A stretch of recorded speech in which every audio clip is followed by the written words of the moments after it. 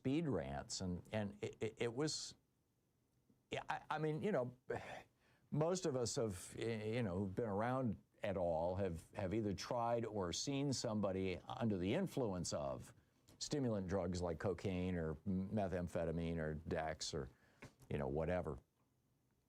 Even Ritalin, I suppose, in high enough doses. And that was, I mean, he was cranked. And then he goes off on this just, you know, lie-filled tirade. I mean, you know, he claimed to end 8 wars. He hasn't. He said that we got $18 trillion in tariff money. We're only a $31 trillion economy. Really? He claims things are more affordable now. They're not. He says that there will be large tax cuts for everyone. Well, no, only for the billionaires. He said there's no tax on tips and overtime. Neither of those things are true. He says military families are going to get $1,776 as a dividend payment. Really? How do you do that without Congress? I mean, maybe the military can issue bonuses. I don't know. I'm waiting for the fact check on that. He claimed he lowered drug prices by 600%. That means that if you've got a drug that costs $100, they now pay you $500 to take it. Seriously? And he says it started 4 days ago. Actually, Louise picked up a prescription at the pharmacy day before yesterday. I don't recall them paying us to take it home. He said that no president has ever had most favored nation clauses in trade agreements. Sorry, they've been in every trade agreement, or nearly every. He claims that he's giving you health care money, and therefore you'll get cheaper insurance. Like the insurance companies are going to charge us less, or the hospital's going to charge us. Seriously? Just because we're using our own money, and $1,500 a year is well, don't get me started. He's just making up random gas prices again. $1, it's under $1.99 in many parts of the country. Yeah, the average price of gas in the United States right now is a little over $3, which, ain't terrible. I mean, when the Saudis were colluding with Trump to kick Joe Biden out of office, or Barack Obama for that matter, or to defeat Hillary Clinton, they cut back production, and then gas prices went. We've seen gas prices as high as $5 a gallon. This is all politically manipulated, but $1.99, really? He says the inflation that Joe Biden had was the worst in history. I'm sorry, after World War I, we had inflation that was hitting, as I recall, 20-some-odd%. I'd have to go back and look it up, but it was huge. I mean, it was high teens, low 20s. After World War II, we had inflation. I mean, when you have these periods of time where basically nobody can buy anything because the country's at war, and then the war ends and people rush out to buy things, that drives up demand, which drives up inflation, which is exactly what happened after COVID, by the way, as a result of particularly the way that Trump just bumble-blanked to handled the economy and the whole COVID crisis. We had post-COVID inflation, but it was only, I think it peaked out around 7%. And now it's down to 3%. In fact, the Consumer Price Index came out today at 2.6%, which is a good thing, maybe. I mean, it might also be an indicator that the economy is sliding into recession. One of the characteristics of recessions is that inflation goes down. Why? Because demand is going down. You can't raise prices when nobody will pay for them. In fact, when you go from a recession to a depression, you actually see inflation go negative. It reverses. You see prices actually starting to drop, to fall. That's a depression. Is that what we're heading for? Anyhow, he says illegals are 60% of the rentals in the country. Really? That's not even mathematically possible. But you might want to look at, if you're talking about rental properties and the housing shortage, you might want to look at the big hedge funds and the private equity firms that are buying up massive amounts of American housing. He says that the Democrats pillaged the Treasury. That's kind of wild, because the only group that I know of that's pillaging the Treasury is Donald Trump himself. I mean, we have a $38 trillion national debt. And if you add up the impact of the Reagan tax cuts, the two Bush tax cuts, and the 2 Trump tax cuts, if you add up the impact of those tax cuts over that 44-year period, it's $38 trillion, more or less. He says his popularity is up. Really? Gag me with a spoon, I think is the old. And he claims America is respected again. Are you joking? But I think the real takeaway from last night is that this man is sick. He's deeply sick. He's mentally, emotionally, and spiritually sick. And so are many of the men that he has surrounded himself with, like Stephen Miller, Pete Hegseth, and Kash Patel. This goes beyond the normal kind of sellout personality like Pam Bondi has, where, yes, I'll do anything for money or power. These guys are bringing a deep cruelty, a pathological insecurity, a striking level of hate and intolerance, a shocking level into office with them. I mean, anybody who's ever played any role in the leadership of an organization, a company, a school board, a political position, is just watching this administration absolutely aghast. There is a deep sickness in this government. The childishness, the violence, the bloodlust that we're seeing off the coast of Venezuela, the willingness to sanction rape and murder and land grabs in Ukraine, the enthusiasm to bring our country to the brink of war, plastering gold-painted G-jaws all over the White House. And then last night he goes off for 20 minutes like an old man standing on his front yard yelling at the kids, ranting about black Somalis, bragging about non-existent victories and peace deals, just making crap up. No president of the United States has ever behaved this way to the best of my knowledge. Probably no governor or mayor could ever get away with this. It's embarrassing. It's humiliating America. It's setting a terrible example for our kids. I mean, kids who were going into 2nd and 3rd grade when Donald Trump first started his racist tirades in 2015 about Mexican rapists and murderers. Remember that? They were like 7, 8, 9 years old. They're graduating high school now. This is all they've ever known. They think this is normal. That's a terrible thing for our country. He's gutted our principal agencies of soft power, the Voice of America, USAID, strung Ukraine along for almost a year as they're being slaughtered by Russia. He's accepted hundreds of millions of dollars worth of naked bribes from foreign autocrats and American business leaders. He's deployed masked secret police into our cities. They were in our frigging parking lot last night.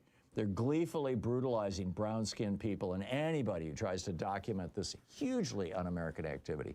He kowtows before Vladimir Putin and Chinese President Xi and MBS, who murdered an American journalist. He tore down the East Wing of the White House in defiance of federal and local law and history and respect for the People's House.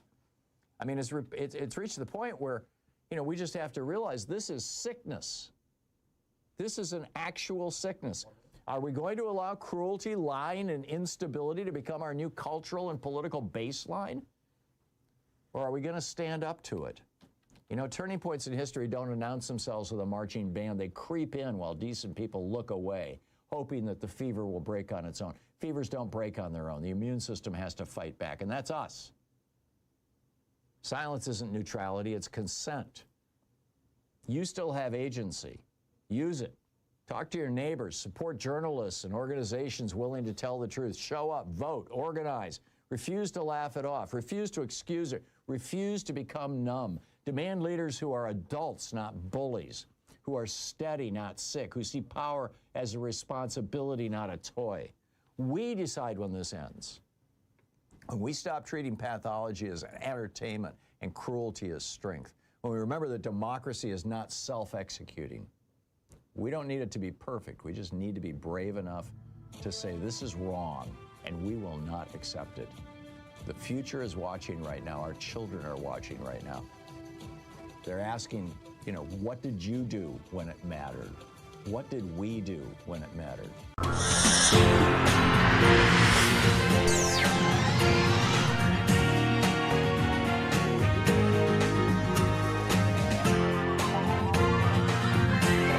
We say fight back!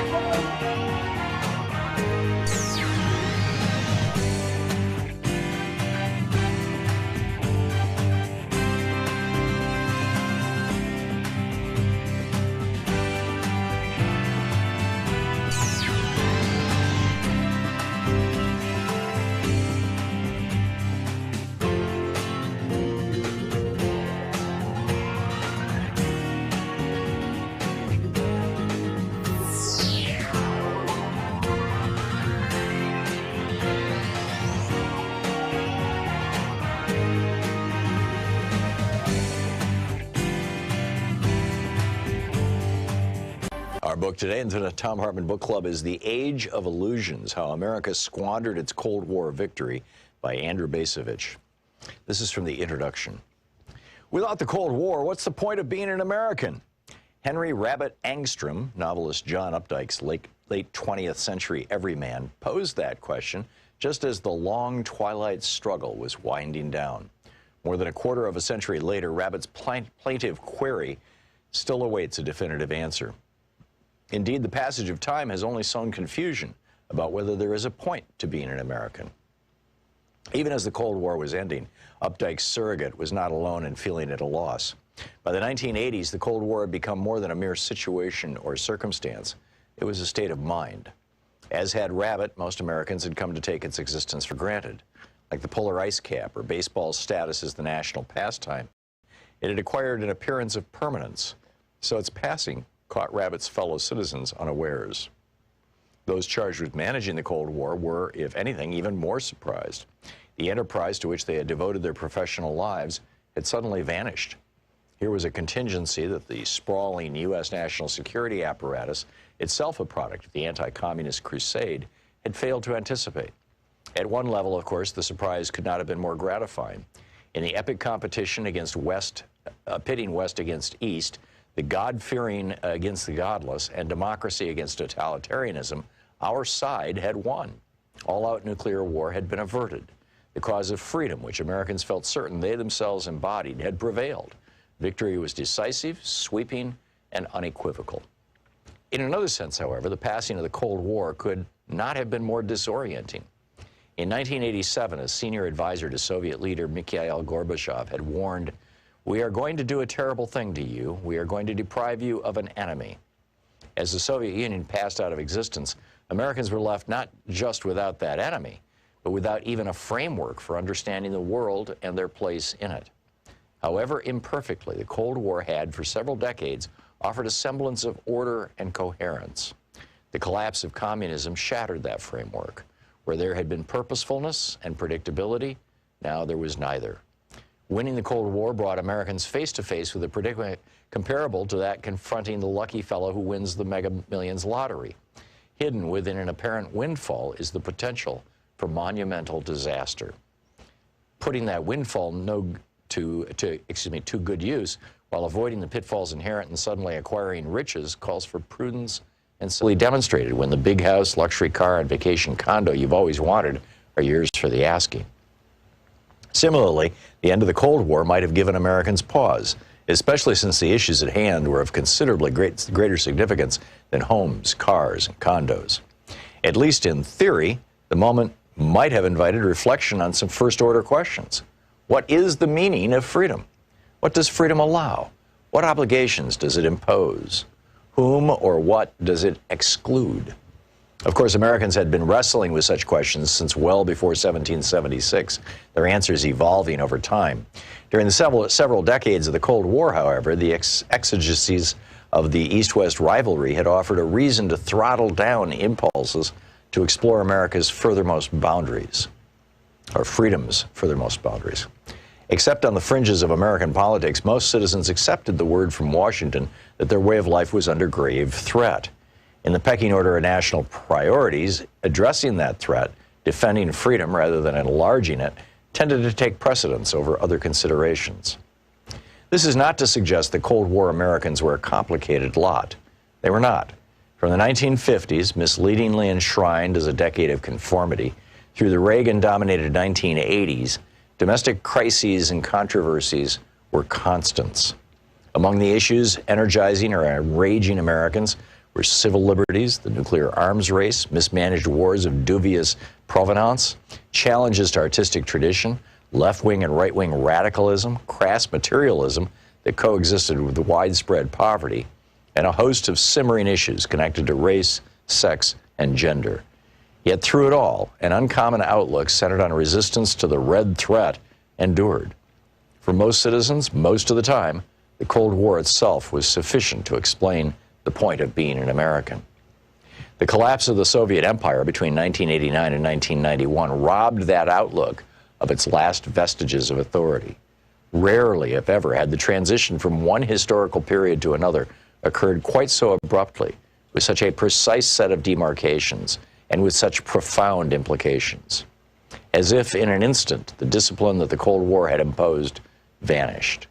The absurdity of defining reality as an either-or choice, red or dead, slave or free, good versus evil, now became blazingly apparent.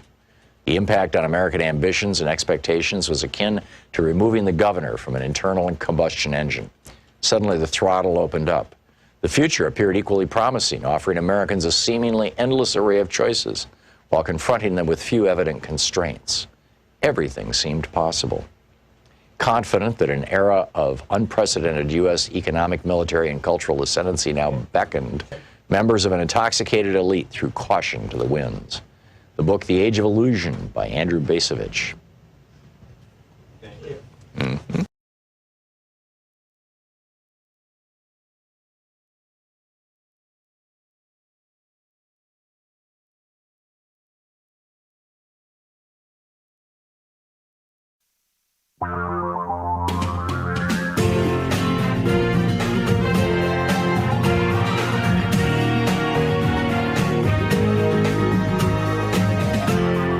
This is the Thom Hartmann Program. Hey, top of the Tuesday to you. Could this be the end of a would-be fascistic dictatorship? I mean, you know, I realize declaring an end to Trump's reign is wildly premature, but some green shoots here. I'll tell you all about that in just a minute. Also, when did state propaganda become the official voice of American democracy? And Hypocrisy Alert. Guess who's hiring foreign workers with H-1B visas so that they can pay them less than Americans? Yeah, sure enough, the Donald Trump winery in Virginia. In the second hour of our program, Jamal Abdi is going to drop by about the protests in Iran and the possibility of regime change. Jamal is, of course, the president of NIAC. Also, it's confirmed Trump committed war crimes and Hegseth helped him. And in the third hour of our program, World War III fears grow as Russia threatens NATO and vows to help Trump, quote, free Greenland. Also, Dean Obeidallah is going to drop by in our third hour. We must applaud the Democrats who vocally called out ICE's murder of Renee Good as murder. They effectively countered Donald Trump's lies, and that's pretty important stuff. So, a lot to talk about today, but to start out, my op-ed at HartmannReport.com is titled, Could This Be What the End of a Would-Be Dictatorship Looks Like? And, you know, basically what we've got is all these, well, actually, I opened the article with an epigraph, a quote from the first sentences, the very first sentence of Tale of Two Cities by Charles Dickens. It's fairly famous. It was the best of times. It was the worst of times. It was the age of wisdom. It was the age of foolishness. It was the epoch of belief. It was the epoch of incredulity. It was the season of light and the season of darkness. It was the spring of hope. It was the winter of despair. And then note that they're doubling down now. I mean, you know, another couple hundred ICE agents, maybe another 1,000 ICE agents coming into Minneapolis. There's only 600 police officers in the city of Minneapolis. That's it. They have 600 people in their police force. And you got 2,000 ICE goons there now, and apparently another 1,000 coming. They're doubling down because they realize that their time is limited. I mean, this attempt to turn America into a Russia-like police state is suddenly failing. And a reckoning is coming. And Trump and his lickspittles look at the horizon and see mushroom clouds rising against a red sky, suggesting that their season of power and brutality is about to turn on them. Mike Brock, over at his excellent newsletter, Notes on the Circus, says, the United States is experiencing the greatest political emergency since the Civil War right now. And he's right. I mean, just look at what's happened in Minneapolis in the last, 3 days? Sunday, masked ICE goons were going door to door, house to house in Minneapolis, kicking in doors without search warrants, without no-knock warrants, in clear violation of the Fourth Amendment to the U.S. Constitution, federal law, state law, and local law. When a woman, a U.S. citizen whose home was being invaded and was trying to protect her children from the assault, asked the secret police who just destroyed her front door to show her a warrant. They shot her with a taser, zapped her on the ground with tens of thousands of volts of electricity. She was a U.S. citizen, but she was black. And it appears increasingly like Trump is openly, or ICE is openly recruiting from the ranks of the Proud Boys and the other, white supremacist, racist, Klan-like militia groups. Just before that, they had shot Renee Good 3 times in the face for telling another ICE goon named Jonathan Ross that she wasn't mad at him, was going to drive away. How dare you, woman? Trump regime officials blanketed the airwaves over the weekend, trying to claim that she was a domestic terrorist. And now the Department of Justice is refusing to investigate the murder, which has led the 4 senior people in the Civil Rights Division of the Department of Justice to resign their jobs. I mean, this is shocking stuff. And under any other circumstances, any one of these things would be national news. And then yesterday in Minneapolis, ICE goons stopped a man who was just trying to drive home. But he was driving through a neighborhood to his home that was being attacked by ICE. And they thought he was following them. So they blocked his car and demanded to know, did you not learn from what just happened? In other words, killing Renee Good, suggesting that he could be next. That was followed by a U.S. citizen Hispanic couple being stopped by ICE in Minneapolis when the husband refused to show them ID because he's a citizen and they had no warrant and he hadn't committed any crime or traffic offense. 2 ICE SUVs slammed into his small car, disabling it, and then they fired tear gas at him when he got out of his own car. Then they snatched a U.S. Marine veteran out of her car and beat her. I mean, this is just crazy. And beat her, and then, laughed at her pain and screams and told her, have you not learned? This is why we killed that lesbian bitch. This is a quote from ICE to this woman. Jeremy, let's play that clip from Blue Sky. This is the Marine Corps veteran who appears to have just been released from ICE detention. Here you go. So I'm standing here with Sky. Sky, I'm assuming spelled S-K-Y? S-K-Y-E. I-Y-E, okay. Sky, can you were just telling us off camera a little bit about your story. Can you tell us what happened to you? So first off, I'm a United States Marine veteran. We were following them from a safe distance. Following ICE agents? Yep, following ICE agents. They stopped in the middle of the road and reversed on 62. They tried to ram our car. They tried to get us into a bottleneck. Once I saw a police officer from Mendota Heights, I tried to wave them down, and they funneled us straight into ICE's hands. Once in ICE's hands, they broke my window. They yanked me out by my neck. They threw me to the ground. They stomped on me. They pushed my face into the ground. They put the cuffs on as tight as possible to the point where it took 6 agents to try to get them off. What? There you go. I mean, that's the first. There's 3 3 clips in that series where the story just keeps getting worse and worse and worse. Keith Ellison says this is an unlawful deployment of thousands of armed, masked, and poorly trained federal agents. It's hurting Minnesota. I mean, Trump knows that his economy is falling apart, right? We are in a recession. We haven't recognized it yet, but, a serious recession. We just got the job numbers on either Friday or Monday. We have lost over 100,000 manufacturing jobs since Trump came into office. We have not created a single job since Trump came into office, except in the elder care industry. That's the only industry that's growing. It's basically nursing homes and medical services for boomers who are 10,000 boomers a day are aging, into Social Security. That's the only growth area in our economy. And, he's going after Chairman Powell, who is not rolling over. The good news is what Congressman Mark Pocan said on my program Friday, And that was that he knows these guys, these Republicans in Congress, and he believes that once they're through their primaries, and thus they're no longer vulnerable to a primary challenge by, a Trump-supported candidate, they will start to oppose Donald Trump. And he thinks that by, June is the peak primary season for Republican primaries. He thinks by this summer, we're going to see a real change. I think so, too. And I think that given the stakes, it's reasonable to expect that Trump is going to triple down. This is a desperation move, what's going on in Minneapolis. And make no mistake about it, Minneapolis is a test ground.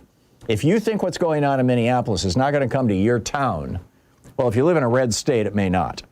But if you live in a blue state and in a blue city, this is coming to your town if it's not stopped. I mean, this is. Well, as Thomas Paine said, he said, these are the times that try men's souls. But he also said, we have it in our power to begin the world over again. And I completely agree. I think what we're looking at are the death throes of an attempted coup, an attempt to overthrow democracy in the United States, and it's not working. Stick around. We'll be right back. 15 minutes past the hour. This is the Thom Hartmann Program. It's your media support group for We the People. We'll be right back.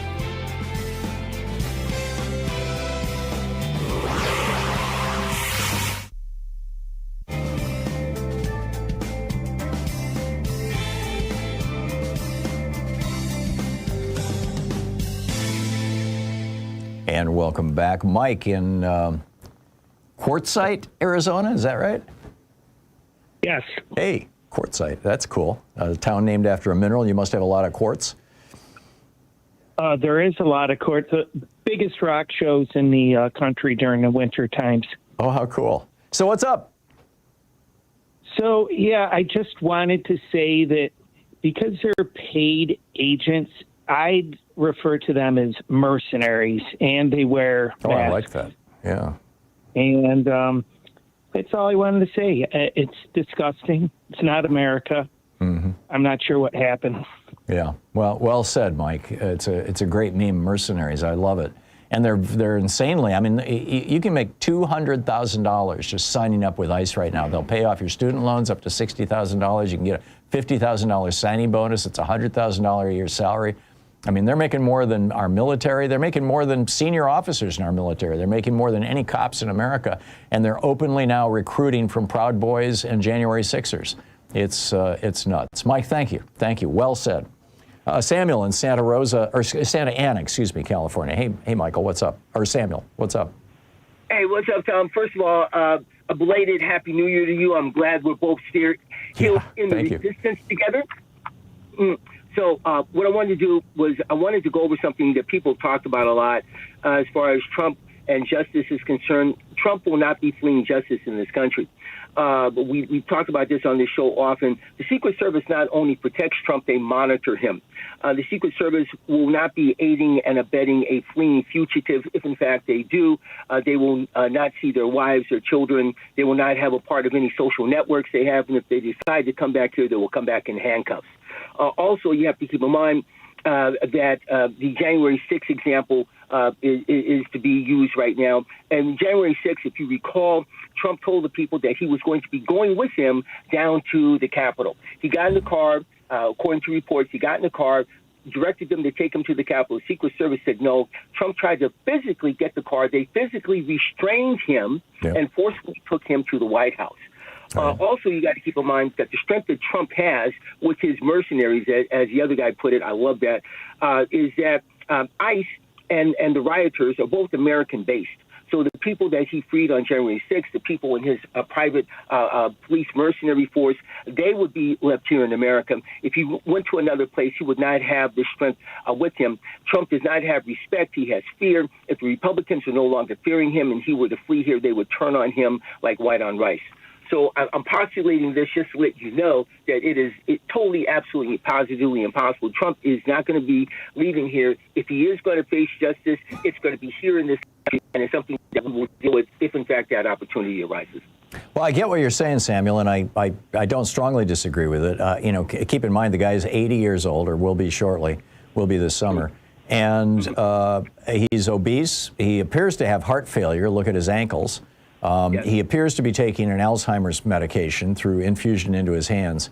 I'm not sure he's going to make it 3 more years. That, you know, but the other thing is that he owns a 757 or 737, one or the other, jet airplane. You know, he doesn't need the Secret Service or anybody else to just hop on his plane and fly to Moscow. So, you know, I think anything's possible. I really do. This guy is, you know, he's the head of an international criminal organization. So, Samuel, I got to run, but thanks for the call. Very thoughtful. I appreciate it. We'll be right back.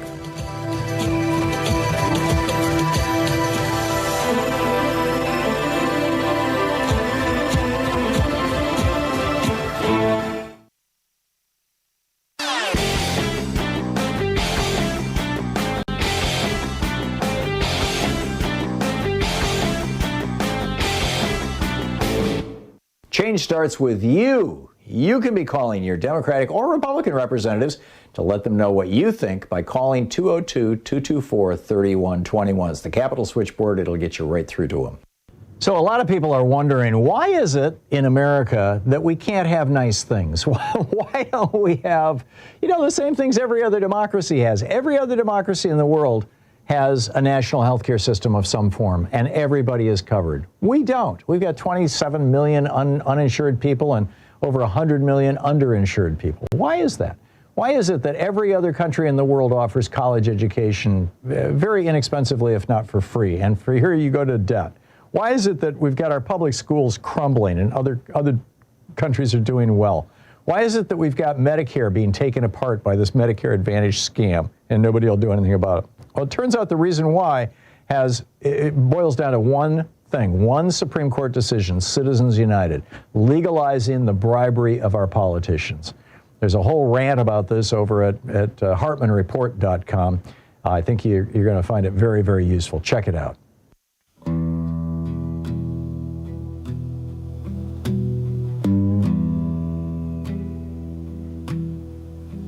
They came in masks at the break of dawn, boots on the porch, radios on, no papers in hand, no names to say, just flashing a badge and taking the door away. Mama asked quiet, where's your right? They answered with sparks and electric light. Kids cried out in the hallway dark. Freedom bled from a taser spark. They don't knock when they're scared of the truth. They don't hide when they think they're immune. So how much will you take? America, how far will you bend? How deep will you break when the law wears a mask and fear wears a flag? How much of your soul are you willing to hand back? How much will you take? They call it order, they call it peace. They call you a threat if you won't say please. Say the magic words, pull the trigger clean. True don't matter if they scream enemy. The market's falling, the jobs went cold. Gold-plated lies from a man getting old. He's shaking his fist at the setting sun, 'cause even tyrants run out of room to run. When power starts kicking in doors at night, it ain't justice, it's fear in flight. So how much will you take? America, when the wolves wear blue and call it the law, when they dare you to flinch, dare you to fight, just hoping you'll give them their excuse tonight. How much will you take? 24 minutes past the hour. Every strong man. We're watching right now the old playbook of authoritarianism where state violence is wrapped in slick propaganda. This is the old, TASS is Vestia thing. There's no truth in the news and there's no news in the truth. In every failed democracy in history, it starts like this, where the government decides that some people don't deserve rights and then tells the rest of us to stop believing our own eyes.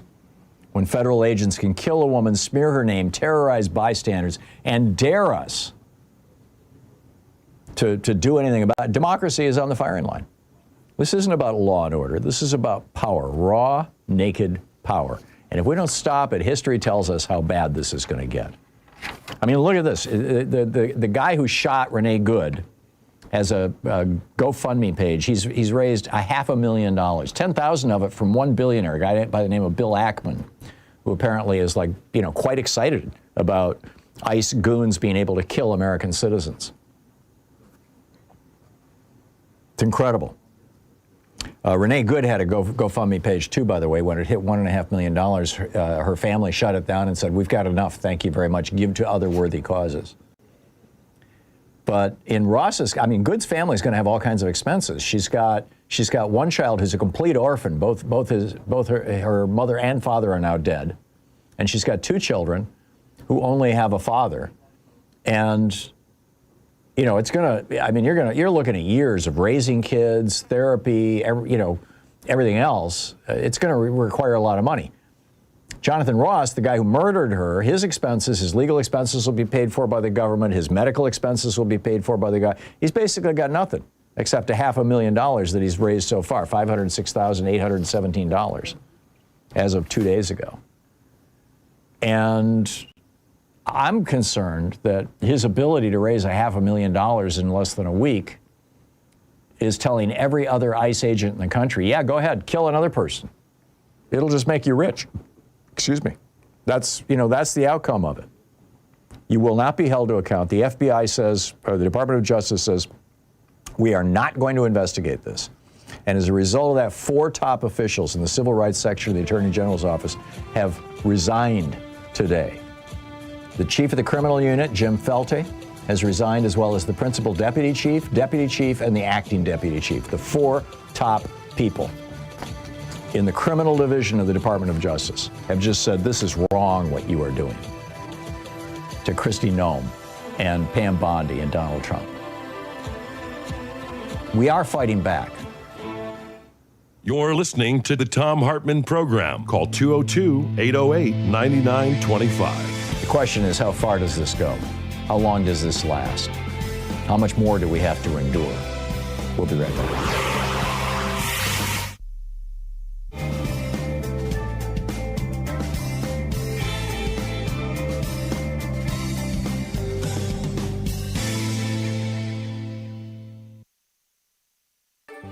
It's the This Thom Hartmann University is the Book Club. Thom Today we're Hartmann reading from The Program. Meat Racket, Our The book- Secret Takeover of America's Food Business by Christopher Leonard. This is from the prologue. It's titled The Hidden King. Nobody ever visits the stranded little community of Waldron, Arkansas. But even if they did, a tourist would never see the place for what it really is. Most outsiders would be fooled into thinking it was an actual small town. On any given morning, the residents awaken and begin their routine along Main Street. Old men park their pickup trucks by the curb in front of the Rock Cafe, which opens early for breakfast. As the cafe's booths and tables fill up, a congregation of old-timers in cowboy hats gathers in a loose ring of aluminum chairs out front, smoking and talking and stubbing out their cigarette butts in a bucket full of sand.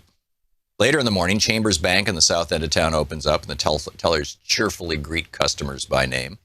On Thursday at noon, the livestock auction opens in a cavernous barn on the north side of town, drawing crowds of ranchers who haul steel trailers behind their trucks, with cows staring out between the horizontal slats. In the late afternoon, teenagers park their cars by the gazebo south of the auction barn, proudly displaying their Mustangs and Broncos like big game trophies. These events have a rhythm of their own, the clockwork functioning of a small-town economy. But it's all just window dressing. All of it would cease to exist in a moment and have no impact whatsoever on the true Waldron or its true economic reason for being. The real tempo of the town's economic pulse is measured by the coming and going of semi-trucks that roll down Main Street at periodic intervals, 24 hours a day, 7 days a week. In the middle of the night, tanker trucks full of animal feed rumble past the empty stores and out onto country roads that lead into the hilly terrain that surrounds town. At dawn, other trucks trundle in from the hills, heaped high with battered metal crates full of chickens that exude clouds of white feathers along the highway. The tempo can be measured in the regular arrival of train cars full of grain and oil seeds that dump their loads at a feed mill that clanks and hums and churns all night. And in the parade of refrigerated trucks that pull up to a slaughterhouse near the feed mill and get loaded with pallets of frozen meat. This is the real functioning of Waldron, Arkansas, and its true reason for being. This is the heartbeat of Tyson Foods, the nation's biggest meat company. The Tyson plant on the north end of Waldron is the only thing that keeps the town on the map. Appropriately, many residents simply refer to it as the complex. That's because the Tyson plant isn't just a factory, it's more like an entire small town economy consolidated into one property. The complex contains its own feed mill and hatchery, its own trucking line and slaughterhouse that covers several acres of land and processes about 1 million dead chickens a week. The complex is like an economic dark star that has drawn into itself all the independent businesses, an economic dark star that has drawn into itself all the independent businesses that used to define a small town like Waldron, the kinds of businesses that were once the economic pillars of rural America. Of course, tourists to Waldron would never see the Tyson plant, and not just because it sits on the north fringe of town away from Main Street. Visitors are stopped at its front gate and forbidden from exploring its grounds. So a tourist would have to be content to stroll along the sidewalks downtown, observing the fake Main Street, the deceptive array of little businesses that make it seem like a community. This illusory appearance cloaks Tyson's existence all the way from its roots in rural America to the grocery store shelves and restaurant menus where its products finally reach American consumers. The average shopper is usually fooled when he or she peruses the meat aisle, seeing what appears to be an abundance of choices and products. Tyson brand name wouldn't necessarily stand out with its logo gracing just a handful of products.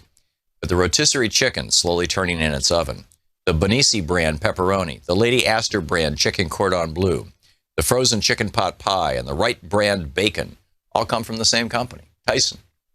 And then there is all the unlabeled meat that Tyson floods into the U.S. food system every day. The meat served in cafeterias, nursing homes, fast food restaurants, and suburban eateries where more and more Americans eat their meals. There's a very good chance any of the meat purchased in these places was made by Tyson. Even if Tyson did not produce a given piece of meat, the consumer is really only picking between different versions of the same commodified beef, chicken, and pork that is produced throughout a system that Tyson pioneered. Tyson's few competitors have resorted to imitating the company's business model just to survive. This book aims to explore the vast hidden territory between the remote farms and towns like Waldron, where Tyson raises millions of animals, and the final point of contact where consumers buy the company's meat. Unseen between these two poles is a hidden power structure that has quietly reshaped U.S. rural economies while gaining unprecedented control over the nation's meat supply. Just a handful of companies produce nearly all the meat consumed in the United States, and Tyson is the king among them. The company sits atop a powerful oligarchy of corporations that determines how animals are raised, how much farmers get paid, and how meat is processed, all while reaping massive profits and remaining almost entirely opaque to the consumer. Because Tyson and its imitators are based in the geographic and economic fringes of America in forgotten places like Waldron, the company has managed to escape the scrutiny it deserves. While Tyson's operations are remote, the company's business practices affect virtually everyone. About 95% of Americans eat chicken, which means they almost certainly eat chicken produced by Tyson. And then it goes on from there. The book is The Meat Racket, The Secret Takeover of America's Food Industry by Christopher Leonard.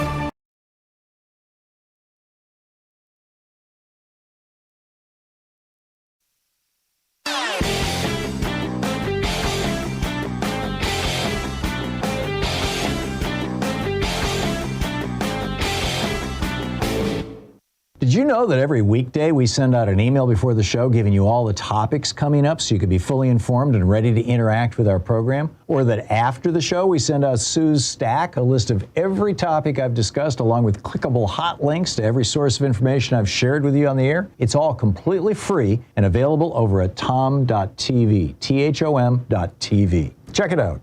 You can hear it coming down the line, a march, not for freedom, but for power.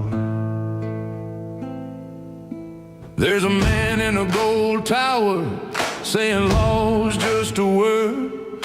Got his preachers and his princes twisting every truth they heard.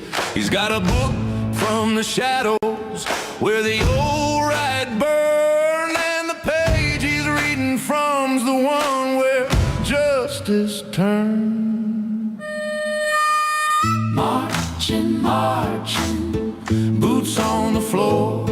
Trump's march toward plenary power, keeping score. Friends to the banquet, enemies to the pyre. The law's just smoke in a world on fire. Welcome back. 35 minutes past the hour. Illinois and Minnesota, Minneapolis and Chicago have both filed federal lawsuits yesterday afternoon against ICE, trying to stop this basically invasion of our city. The complaint filed in the District Court of Minnesota says defendants claim this unprecedented surge of immigration agents is necessary to fight fraud. In reality, the massive deployment of armed agents to Minnesota bears no connection to that stated objective, and instead reflects an alarming escalation of the Trump administration's retaliatory actions across the state. I think one of the points that has been made repeatedly by people like Jacob Fry, the governor of Minneapolis, or the mayor of Minneapolis, the governor of the state, the governor of Illinois, is that if you want to go after a place that's got a lot of undocumented immigrants, start with Texas and Florida. I mean, those states have the highest percentage. They have the highest number. And you want to find the states that have the highest number of criminal undocumented immigrants? It's Texas and Florida. But, Donald Trump is going after blue states. This is punishment. This is not law enforcement. This is punishment by armed, masked thugs. And I'm increasingly thinking that they're masked because you're going to find among them J6ers and Proud Boys and 3%ers and Klan members. It's just astonishing. Meanwhile, Donald Trump's vineyard in Virginia, the Trump administration in October, 3 months ago, lowered the minimum wage for agricultural workers who come in on H-2A visas. Now, the H-2A visas are for agricultural workers, and you've got to prove that you can't find people who will do that work. And they lowered that wage down to $13 an hour, roughly. And now the Trump is petitioning for a whole bunch of these visas. Trump also imports foreign labor for his shabby golf motels and spas and things, because he loves the idea of people working there who are, number one, white. He only brings in people from Europe. And number two, have an accent. He thinks it's classy. So, good for me, but not for thee, I guess is his slogan. So what's on your mind today? John in Niles, Michigan. Hey, John, what's up? Hey, Tom. It's been a long time since I called in, but I have tremendous admiration and respect for you. You're extremely talented and intelligent and a great author. You're actually a gift to America, if not the world. But I'm going to present a brief question and then a comment. So if you'll bear with me, one issue that I haven't virtually heard anything about is why the FBI and the CIA under the Biden administration, as well as the defense intelligence agencies, didn't see the corrupt and treasonous via Russia coming before the 2024 election. Yeah. And because I actually saw this coming about a week before the election in 2024, and I, of course, don't have a tiny fraction of the information and resources that these agencies had. Yep. I think you could probably anyway, thank Merrick Garland for a lot of that. Basically, they were told to stand down for a couple of years. Okay, I can go along with that. But federal officials take an oath of office to preserve, protect, and defend our Constitution against all enemies, foreign, like Russia, and domestic, like the corrupt, treasonous Trump administration. And I'll just bear with me. I think the FBI and CIA, they're ultimately controllable by the shadow government, the billionaires. And they saw that even the puppet masters, the paymasters, overruled them as far as the Constitution and democracy itself. And President Eisenhower, I believe, warned America about this in his 1960 farewell address. And President Kennedy said he was going to smash the CIA into 1,000 pieces. Trump. That was when he was pissed off about the Bay of Pigs, and the quote is contested, but nonetheless, yeah. So what's the point you're trying to make here, John? I do need to move along. Okay, yeah. The final thing I want to say is that Trump now has the control of the Defense Department and nuclear football. And, he's making statements about Greenland, which will break up NATO. And I'm very concerned about it. Why wasn't this stopped? The FBI and CIA must have known this, and defense intelligence agencies. I agree, John, and I think it's the one big failing of the Biden administration. Joe Biden did a lot of really good stuff, and the Biden administration was very successful in many regards. Holding Donald Trump and the goons around him to account was a major failure, at least during the first 2 years. And because of those 2 years, it just scrambled everything. There's not much value, I think, in relitigating that, but I think that's my answer to your question. John, thanks for the call. Alfredo in Mountain View, California. Hey, Alfredo, what's up? Hi, good morning, Tom. Yeah, regarding ICE, ICE is a gang of lawless thugs. They are violating the Constitution. They are violating the laws of every state. In my opinion, but anyway, the job of police is to serve and protect. They're not serving and protecting. They are terrorizing neighborhoods and people. I know. I don't understand why the police department, when they were kicking in doors in Minneapolis yesterday, literally kicking in people's doors without warrants. Yes. That is, you can't do that in this country. And why were they not arrested? Yeah, that's one point. My other fear, Tom, is the Second Amendment preaches that people have the right to protect and defend themselves. I'm afraid that somebody's going to start shooting at these guys, they're severely so. Oh, that's what they want. Because that's what Trump wants. He wants a martyr. Exactly. He wants somebody to take a shot at an ICE agent. That's why they're surging. That's why they're doing all this. They're trying to upset Minneapolis to the point where there's a violent pushback, and then they can use that as the excuse to invoke the Insurrection Act, which then suspends civil liberties and legalizes kicking in people's doors. Yeah, that's where I was going to. Exactly. Thank you, Tom. That's exactly what I'm afraid of. Thank you, Alfredo. Yeah, it's a big concern. It really is, and we've got to be careful not to give him what he wants. Thank you. Maria in Philadelphia. Hey, Maria, what's up? Hey. So a couple things. First of all, I think some of those ICE agents are those accelerationists. Some of them, they want to destroy everything. So it is and probably that's a subset of January 6th insurrectionists anyway. Yep. Agreed. Yeah. The second thing is I was watching Ali Vitali. She's on at 5 a.m. every day now. Yeah, yesterday. Way too early. Yeah. She's talking to a Hill a person who's on the Hill. She's not a Hill reporter for the Hill, but anyway. They were saying, Democrats are like, we're not going to focus on impeachment. I'm like, are you kidding me? Yeah. You should be doing that immediately. That you can walk and chew gum at the same time. So then they wonder why people get pissed. And then the third thing, real quick, was that the elderly couple in Portland. Do you know if they're okay? Was there any local news or what? Do you know who I'm talking about? They got hit with a pepper balls. The man was in 80 or they were 80s. They were in the last couple of days. No. This was several weeks ago.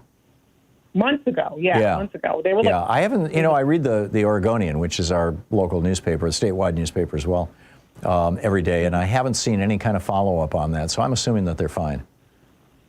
Okay, well, I hope that they are, because this whole thing is absolutely, I mean, I sit here and I'm like, aghast at everything, but that's an understatement.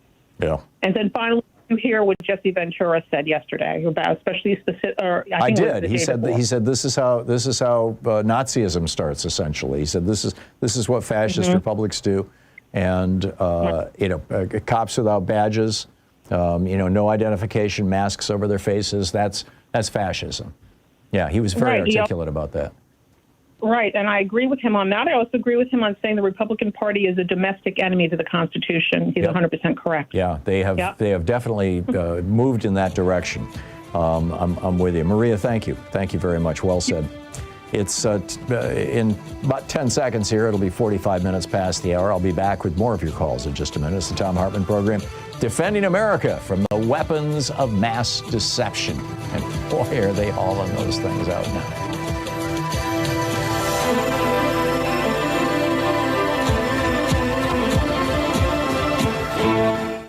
You're listening to Thom Hartmann. Visit thomhartmann.com for audio and video archives. It's the place where smart people get their news. We'll be right back with your calls.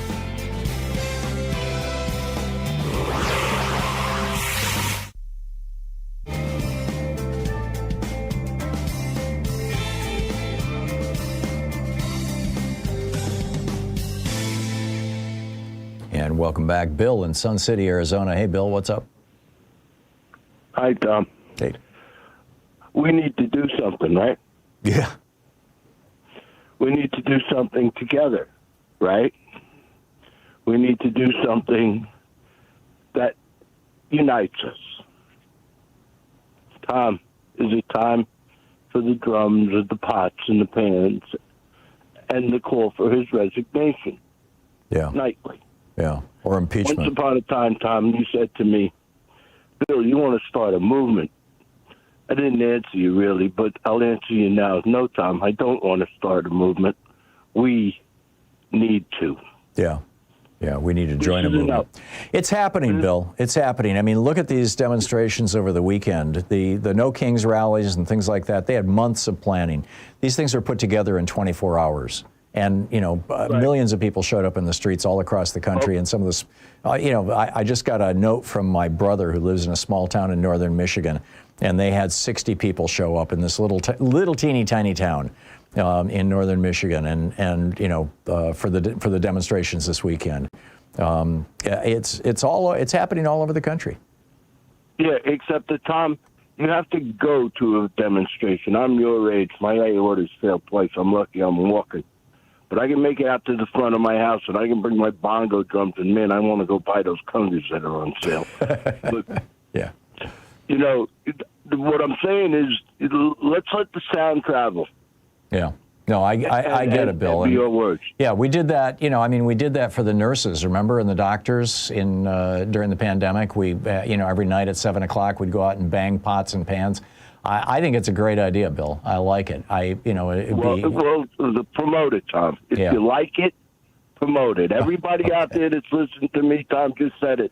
Yeah. 7 o'clock as it comes across the continent.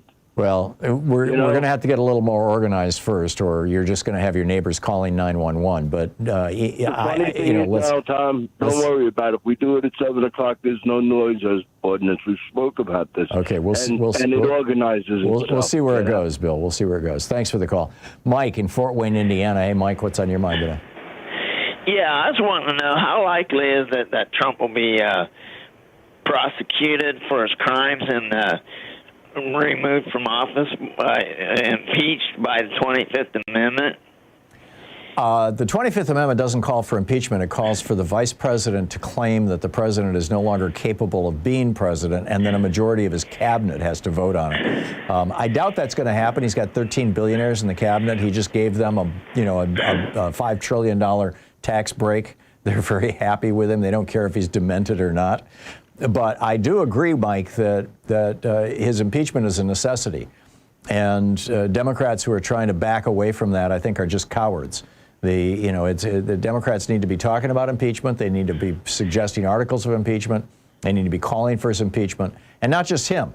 Pam Bondi should be impeached. Kristi Noem. These are federal officials who are subject to impeachment. They should be removed from office and prevented from ever serving again in office. Elected or appointed, because these people are, they're gutting America.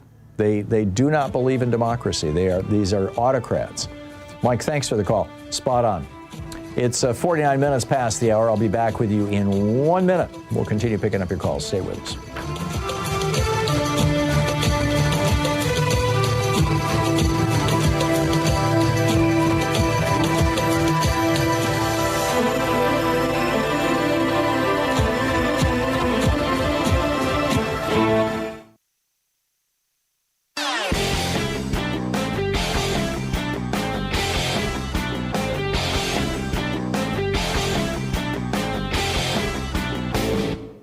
Hey, thanks so much for sharing our program and for reaching out to our stations and sponsors and letting them know that you're listening. It really means a lot to us. Richard Nixon and Spiro Agnew both took cash bribes while they were in the White House. Since then, the Supreme Court, or at least 5 Republicans on the Supreme Court, made it a lot easier for politicians to take bribes with their Citizens United decision, which basically legalized political bribery as long as it's done through campaigns or PACs or super PACs. But for some people, there's just never enough money, right? Donald Trump has been running small-time hustles to make money for decades, selling sneakers, Bibles, steaks, vodka, water. But now he's hit the big time. He's got these fungible tokens, right? These fungible crypto assets, which are basically just digital pictures of Donald Trump that say, fight, fight, fight. And he has turned them into an $8 billion machine. His wife is in on this, too, with his Trump coin. It's a new way that foreign powers and billionaires in the United States can just shovel money into Donald Trump's pocket. There's a whole article about it over at HartmannReport.com titled Presidential Payola, The Evolution of Political Bribery. Check it out. Welcome back, 9 minutes before the hour. Picking up your calls here. Michael in Bronx, New York. Hey, Michael, what's up? Hang in there, Tom. I just completed funeral services for Dad yesterday. Oh, I'm sorry to hear that, Michael. Yes, I know. I mentioned it to you. I still remember when my father died. It was a real rough one. Yeah. Military veteran, honorably discharged. I think the next time I speak with you, I will have a special message for our people in service and the importance of not following unlawful orders. Yeah. In the end, it's going to hit you, and I just want people to be prepared and know the consequences. Right. But again, for another time, since this is the hot topic issue of what ICE is doing, let me state, I've reviewed the video of what happened to Renee Good, right? And the other things that ICE has been doing thereafter. You can't tell me, and I'm speaking to Kristi Noem, Pam Bondi, Thom Hartmann, especially Donald Trump and J.D. Vance, that there was any threat or any kind of self-defense on the part of Jonathan Ross or any of these mass thugs, law enforcement impersonators. I'm borrowing the lines from that Philadelphia sheriff, God bless her, that called them fakes and described the difference between real law enforcement and fake law enforcement. Yeah, she was brilliant. The fact, she was absolutely brilliant. And you look at the tape that when Ross fired the gunshots, that car was not even within a centimeter of touching him. All right. And he was the one that walked up to the vehicle. He extended his arm to fire into the corner windshield and fire additional shots at the open window directly at Miss Good. And then before and after the incident, he dropped F-bombs. Yep. Calling her F&B. I'm not even going to say the word, but that doesn't sound like someone who feared for their lives and all that stuff. Right. And then to the point that he was so reckless, he even nearly shot his partner that was there. I don't know if anyone caught that. And then ever since, now you got ICE turn around and violating people's First Amendment of peaceful protesting. You're going to be bullying them. You're spraying tear gas. They show one thug masked up riding around in some commercial van, and he's pepper spraying each and every person that is along the curbside as they were protesting. Yep. Where the hell is the First Amendment there? Yep. And then when this comes is to state terror. Congress, it is terror. And I'm hoping Democrats are listening, because the key questions that must be asked. You're saying these are legitimate officers? Where's the certification of training? Where is the record of oath of service? Yeah, they And dialed the oath that training they back took it. from 9 months down to 47 days. 47 days because Trump is the 47th president. This is the Schutzstaffel, which is German for protection force, was Hitler's private Praetorian Guard, essentially. And they ended up, running the camps and everything else. They did all his dirty work. That's what he's doing. That's what Trump is doing with ICE. He's got his own Schutzstaffel. So, Michael, you said it so well. Thank you so much. Robert in Buffalo, New York. Hey, Robert, thanks for listening to Sirius XM. What's up? Oh, hi. And love your show and love your wife's songs. Thank you. Real quickly, what happened was I got a notification yesterday from a Substack from Lev Parnas. Mm-hmm. Yeah. And I subscribe to Lev's. He's been on this program, in fact. Oh, right.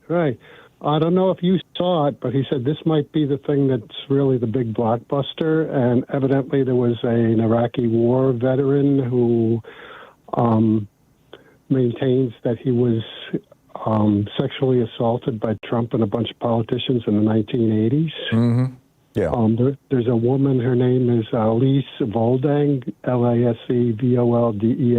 She's a Canadian reporter, and she has the whole story behind it, and she actually has audio interviews on her Substack. I think it's yeah, I saw that, Robert. I think that this, Donald Trump's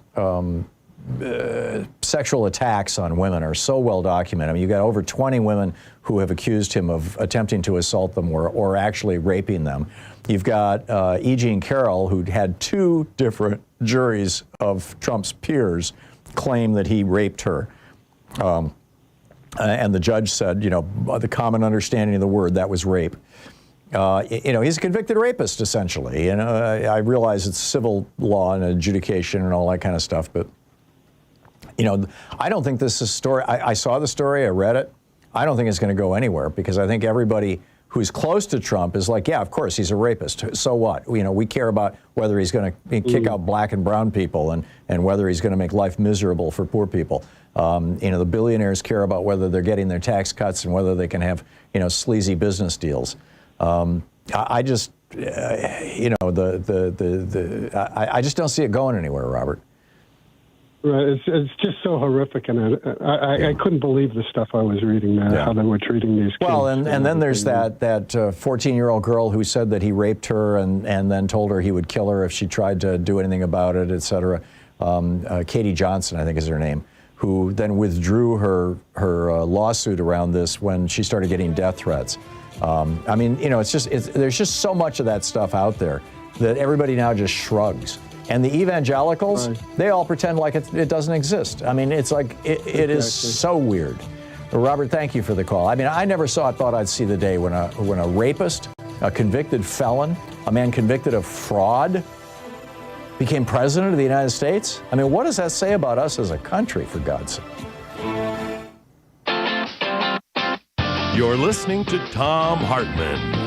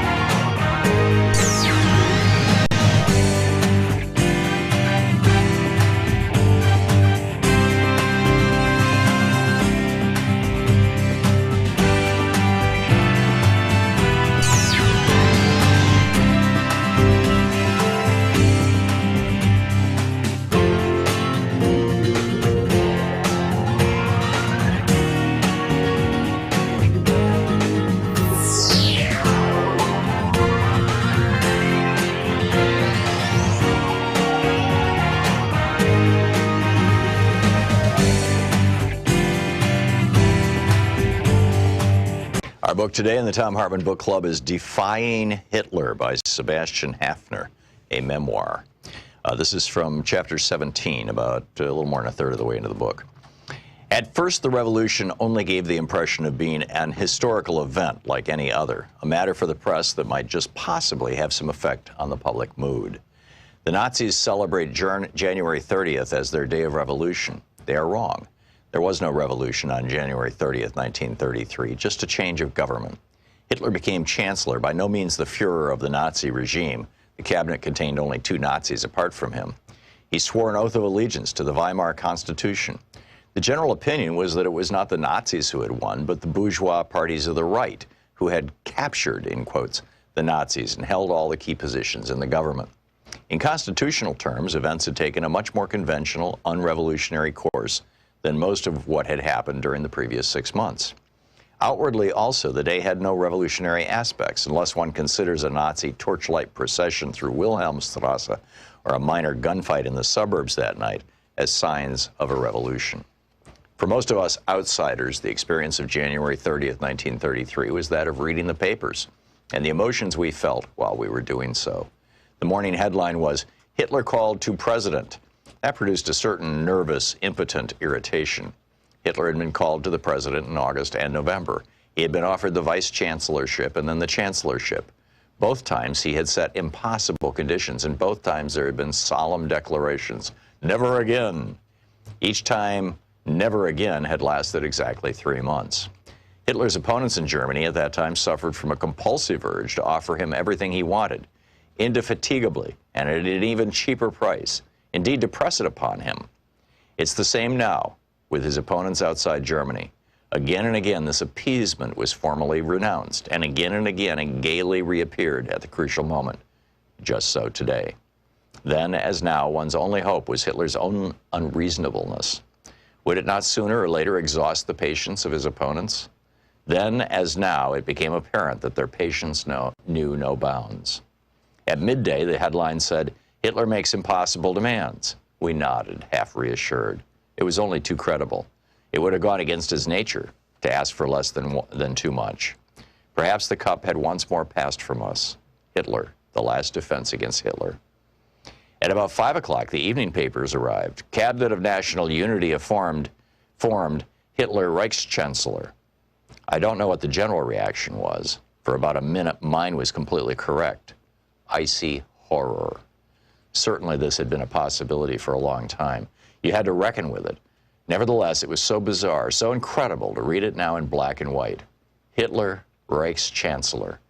For a moment, I physically sensed the man's odor of blood and filth, the nauseating approach of a man-eating animal, its foul, sharp claws in my face. Then I shook the sensation off, tried to smile, started to consider, and found many reasons for reassurance. That evening, I discussed the prospects of the new government with my father. We agreed it had a good chance of doing a lot of damage, but not much chance of surviving very long. A deeply reactionary government with Hitler as its mouthpiece.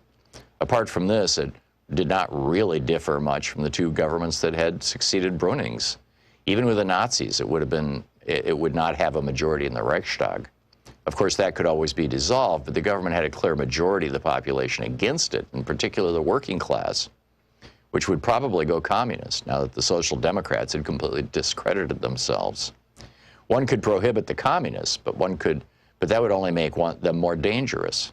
In the meantime, the government would be likely to implement reactionary social and cultural measures with some anti-Semitic additions to please Hitler. That would not attract any of its opponents to its side. Foreign policy would probably be a matter of banging the table. There might be an attempt to rearm. That would automatically add the outside world to the 60% of the home population who were against the Hitler government. Besides, who were the people who had suddenly started voting Nazi in the last 3 years? Misguided ignoramuses, for the most part, victims of propaganda, a fluctuating mass that would fall apart at the first disappointment. No, all things considered, this government was not a cause for alarm. The only question was what would come after it. It was possible that they would drive the country to civil war. The communists were capable of going on the attack before a prohibition against them came into force. The next day, this turned out to be the general opinion of the intelligent press. It is curious how plausible an argument it is, even today, when we know what came next? How could things turn out so completely different? Perhaps it was just because we were all so certain that they could not do so and relied on that with far too much confidence. So we neglected to consider that it might, if worse came to worse, be necessary to prevent the disaster from happening. Through the whole of February 1933, everything that happened remained a matter for the press. In other words, it took place in an arena that would lose all reality for 99% of the population the moment there were no newspapers. Admittedly, enough occurred in that arena. The Reichstag was dissolved, then in a flagrant breach of the Constitution, Hindenburg also dissolved the Prussian regional parliament. There were fast and furious changes of personnel in the civil service. The book Defying Hitler.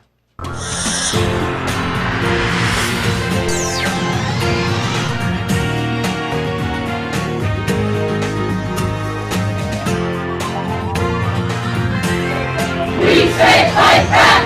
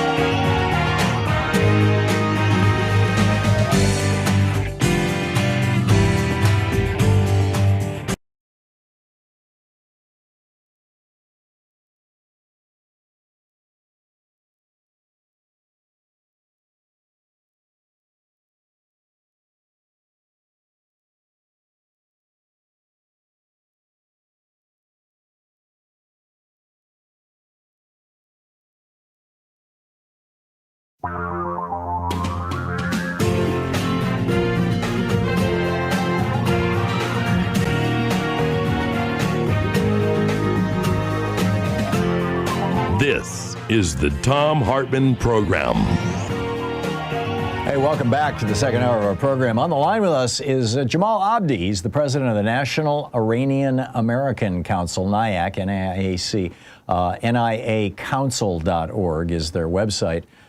His handle on Twitter is JAbdi, A-B-D-I, or NIA Council, or NIAC Action. Jamal, welcome back to the program. It's been a while since we've spoken. Yes, thanks for having me. I'm sorry it's under these circumstances. Yeah, I get it. So what's your appraisal of the situation in Iran right now? Well, it appears that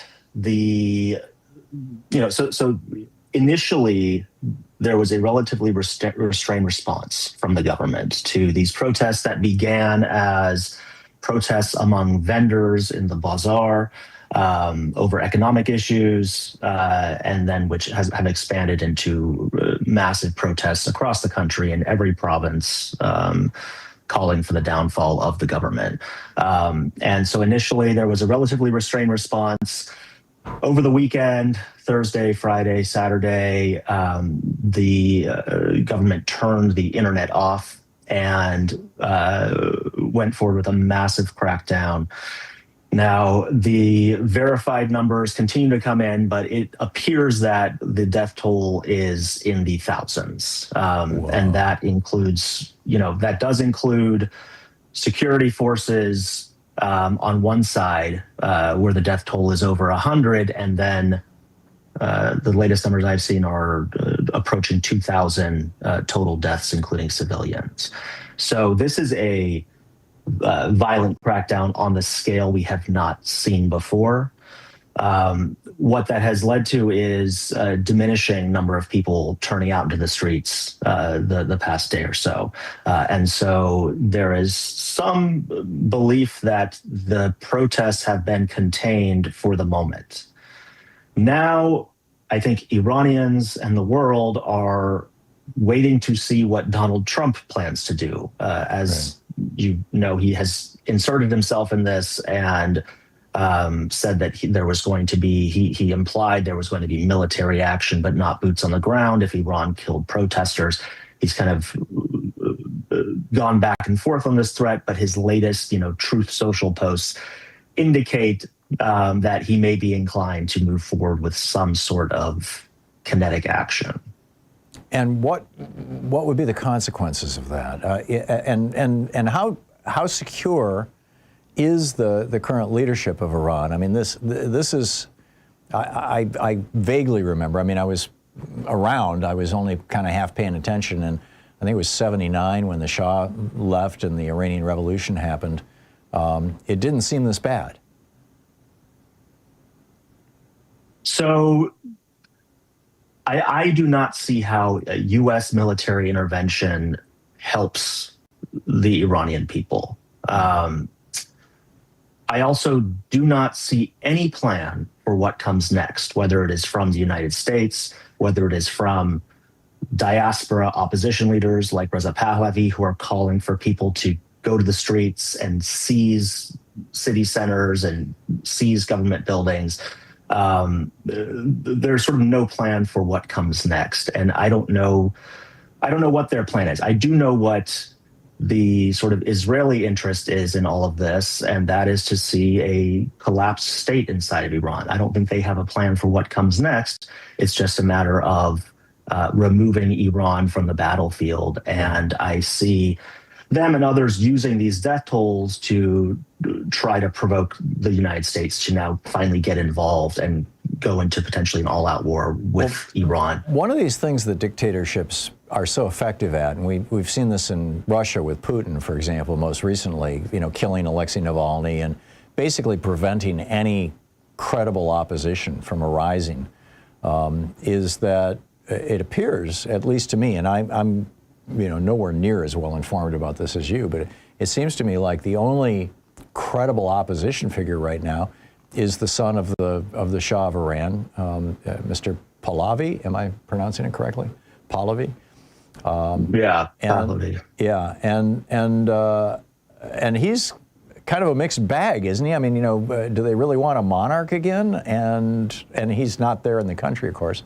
How realistic is that? I mean, what you said, there's no plan for what happens the day after, but it seems like just through organic process there would be something if somehow the crowds or the mobs or the people were able to depose basically this regime. So your first point is spot on. That I think observers like myself are pretty critical of outside voices who have sought to push for some sort of a revolution, but who have failed to form organizations or sort of build the kind of infrastructure necessary for some transition to take place, and who have instead, Reza Pahlavi has sought out the Israelis as sort of benefactors of this, who goes on TV and calls for Iranians to turn out in numbers and says he's with you in spirit. But then when people start getting killed, the response is, okay, now it's time for the U.S. to intervene militarily. And you're right that inside of Iran, where you would actually see some of those structures developing, the Islamic Republic has jailed and silenced anybody who may have been able to emerge as a real credible alternative. And so then what you're left with is this theory of change that has really been in place for Iran for decades now, which is essentially that if we starve the people, they are eventually going to turn out into the streets and demand regime change. And that's not to, let the Islamic Republic off the hook for their role in the economic mismanagement and corruption and extreme repression. But from the outside, and these, remaining voices that are seeking to lead this movement, the theory has been that if we just punish and starve and isolate Iranians, there's going to be this explosion. And I think it's really irresponsible to have gone down that route, to now see it coming to fruition and really having no plan other than to rely on imperial powers and rely on Israel on who just completed and is continuing its genocide, that they're going to come in and listen to the Iranian people and be able to actually install some new form of government. At this point in time, from what I've seen, that is a pipe dream. And what we're looking at instead is just more devastation, more injection of violence into what traditionally has been a non-violent movement among the Iranian people, injecting violence into it, and then using the resulting death tolls to then argue even harder that Israel or the United States needs to come in to the rescue. What are there any other countries in the region, presumably, that might be of assistance? Any of the Arab countries? I realize there's kind of a historic rivalry or whatever the appropriate word is between the Iranians, who consider themselves Persians, not Arabs, and the Arab states. But is that a possibility? And do you think at any point the Ayatollah and the regime that he represents might just say, okay, that's it, we've had enough, we're going to back out? Or are they in a position where they figure if they let loose power, if they let go of the reins of power, that they themselves are going to end up in prison for the rest of their lives, and they're not willing to take that chance? I think this is a regime that was constructed for moments like this, and that the notion that, if Trump wants to do regime change on the cheap, like he has attempted to do with Venezuela, and just remove one guy, that's going to mean that everything is going to change. I think that's just not the case. This is a massive bureaucracy, economic and security bureaucracy. So it's not so simple.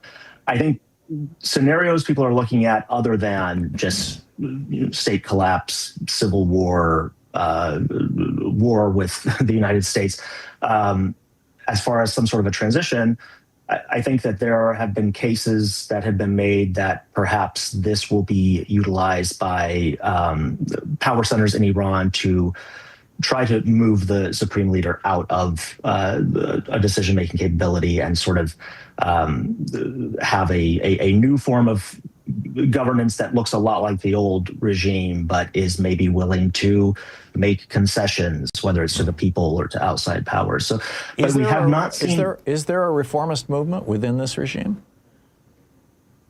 Well, the president is a reformist, which was, shocking that he was allowed to run and win. But in that election, it was actually a record low turnout. So even, and this was after massive protests in 2022 and 23, where this election took place. So a reformist movement that has massive public buy-in just does not exist right now. And the way that that movement has sort of been co-opted, I think, has removed it as an option for a lot of people as far as what they're demanding right now. Now, if some of these grievances actually can get addressed, and I think the only way that they can be addressed is by finding a way out of the sanctions that the U.S. has imposed to try to give some economic breathing room. Maybe these demands become more nuanced, and I still think they ultimately are about transitioning from this current form of government into something new, but rather than sort of thinking that it's going to happen in one fell swoop with demonstrations and then an outside military intervention, maybe there is then a process. So I think even if these are quashed and change doesn't come now, there are still processes in motion that may lead to that. And we also have to keep in mind, transition was already very front of center for Iran because the supreme leader is 86 years old. Right. So at some point there was going to be a transition, and a lot of people hope that was maybe an opportunity for some change. This may be an accelerationist moment where that change comes sooner, but what it looks like, nobody can tell. Yeah, remarkable. Jamal, I so appreciate your insights and your knowledge here. Jamal Abdi, the president of the National Iranian American Council, NIAC, niacouncil.org is the website. Jamal, thank you so much for dropping by today. Thank you, Tom. Always great talking with you. It's 18 minutes past the hour. I'll be back with more of the news of the day and your calls in just a minute. This is the Thom Hartmann Program. It's confirmed Trump has committed war crimes. I'll tell you about that right after the break.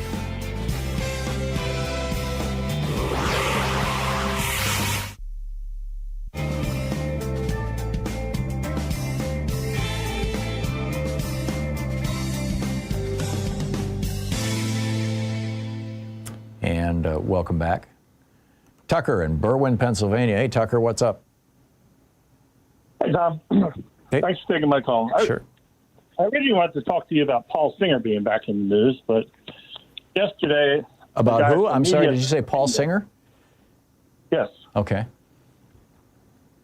Yesterday, a guy from Media, Pennsylvania, right outside of Philly, and I'm also right outside of Philly, called and said, we don't have an ice problem in the Philadelphia area. We absolutely do. They've been raiding car washes and restaurants, and they took a Middle Eastern family, a couple, out of their restaurant and put them in jail, and the whole neighborhood went crazy and tried to help this couple out. They raised money, they got him out of jail, then they finally got her out. She has to wear an ankle bracelet, but they have 3 children that are U.S. citizens. They run this restaurant that feeds hungry neighbors. If you show up, you don't have money, they give you food. Wow. No charge. I mean, they're just super nice people that the neighborhood just loves, and they just grabbed them and threw them in jail. What country are they from? It's Middle East. I forget which one. I've read 1,000 articles since that. And I'm sorry. I'm no, that's quite all right. I was just curious. But but like I said, the neighborhood loves them. Yeah. So. And like I said, car washes and restaurants are raiding left and right. Yeah. And he said that the sheriff in Philadelphia has no power. The sheriffs and sheriff's deputies can make arrests just like police can. There are 400 strong in Philadelphia, and this is a great sheriff that we have. It's the first black female sheriff we've had in Philadelphia, and we also have a black female mayor. And crime is at a 60-year low.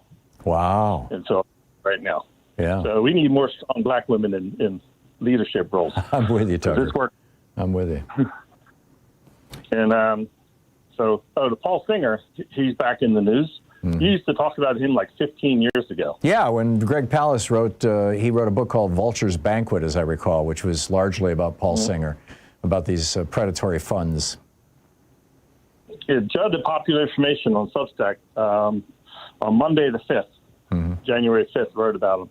He bought Citgo for pennies on the dollar. Yeah.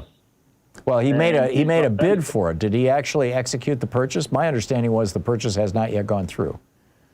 According to Judd, it went through. Oh, okay. It was supposed to be $15 billion. He got it for $8 billion or something. Yeah, like that. he got it for a song because the refineries, the 3 Gulf Coast refineries that Citgo owns, are designed for Venezuelan oil, and everybody assumed that the Venezuelan oil would never be reappearing.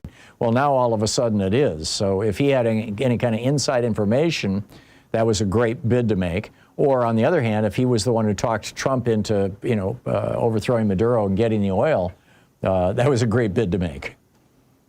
Yeah, so any oil that Trump steals is probably going to go to him and his refineries. Yeah. And the Koch brothers refinery, they've got one too there that's designed for Venezuelan oil. Yeah, Thom Hartmann told me about that too. Yeah.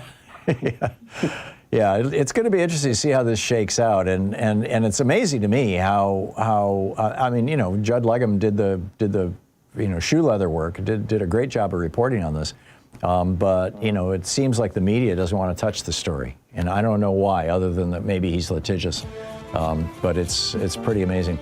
Tucker, thanks for the call, and thanks for the music. Everybody get out there and protest and do what you can do. There you go, and thanks for setting us straight on. I was a little suspicious when Tom called because he voted for Trump.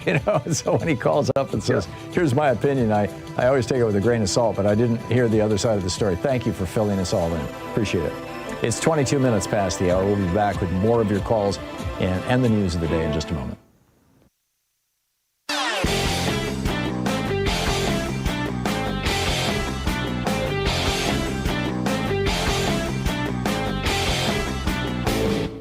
Missed my opening rant today? It's usually published over at HartmannReport.com, where you can read it and share it with your friends for free. Check it out, HartmannReport.com. They called it blood libel, what the Germans were doing against the Jews, claiming that they were using the blood of Christian children to make their matzah. We've got a new blood libel now here in the United States. J.D. Vance and Donald Trump lying through their teeth, arguing that black Haitian immigrants to the United States, legal immigrants with green cards in this little town in Ohio, are eating pets. And this is another libel that goes way back. In the 1890s, people were claiming German and Dutch immigrants were eating pets. Then they claimed in the 1880s, and actually as recently as last year, a restaurant got shut down in California because of claims that they were serving pets. They weren't. But it was an Asian restaurant.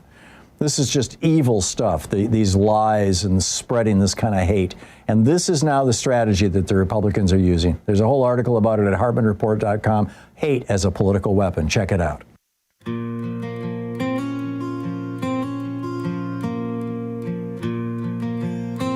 Welcome back. 24 minutes past the hour. So the New York Times reporting this. They've got 6 bylines on this. Charlie Savage, Eric Schmidt, John Ismay, Julian Barnes, Riley Mellon, and Christian Trabert.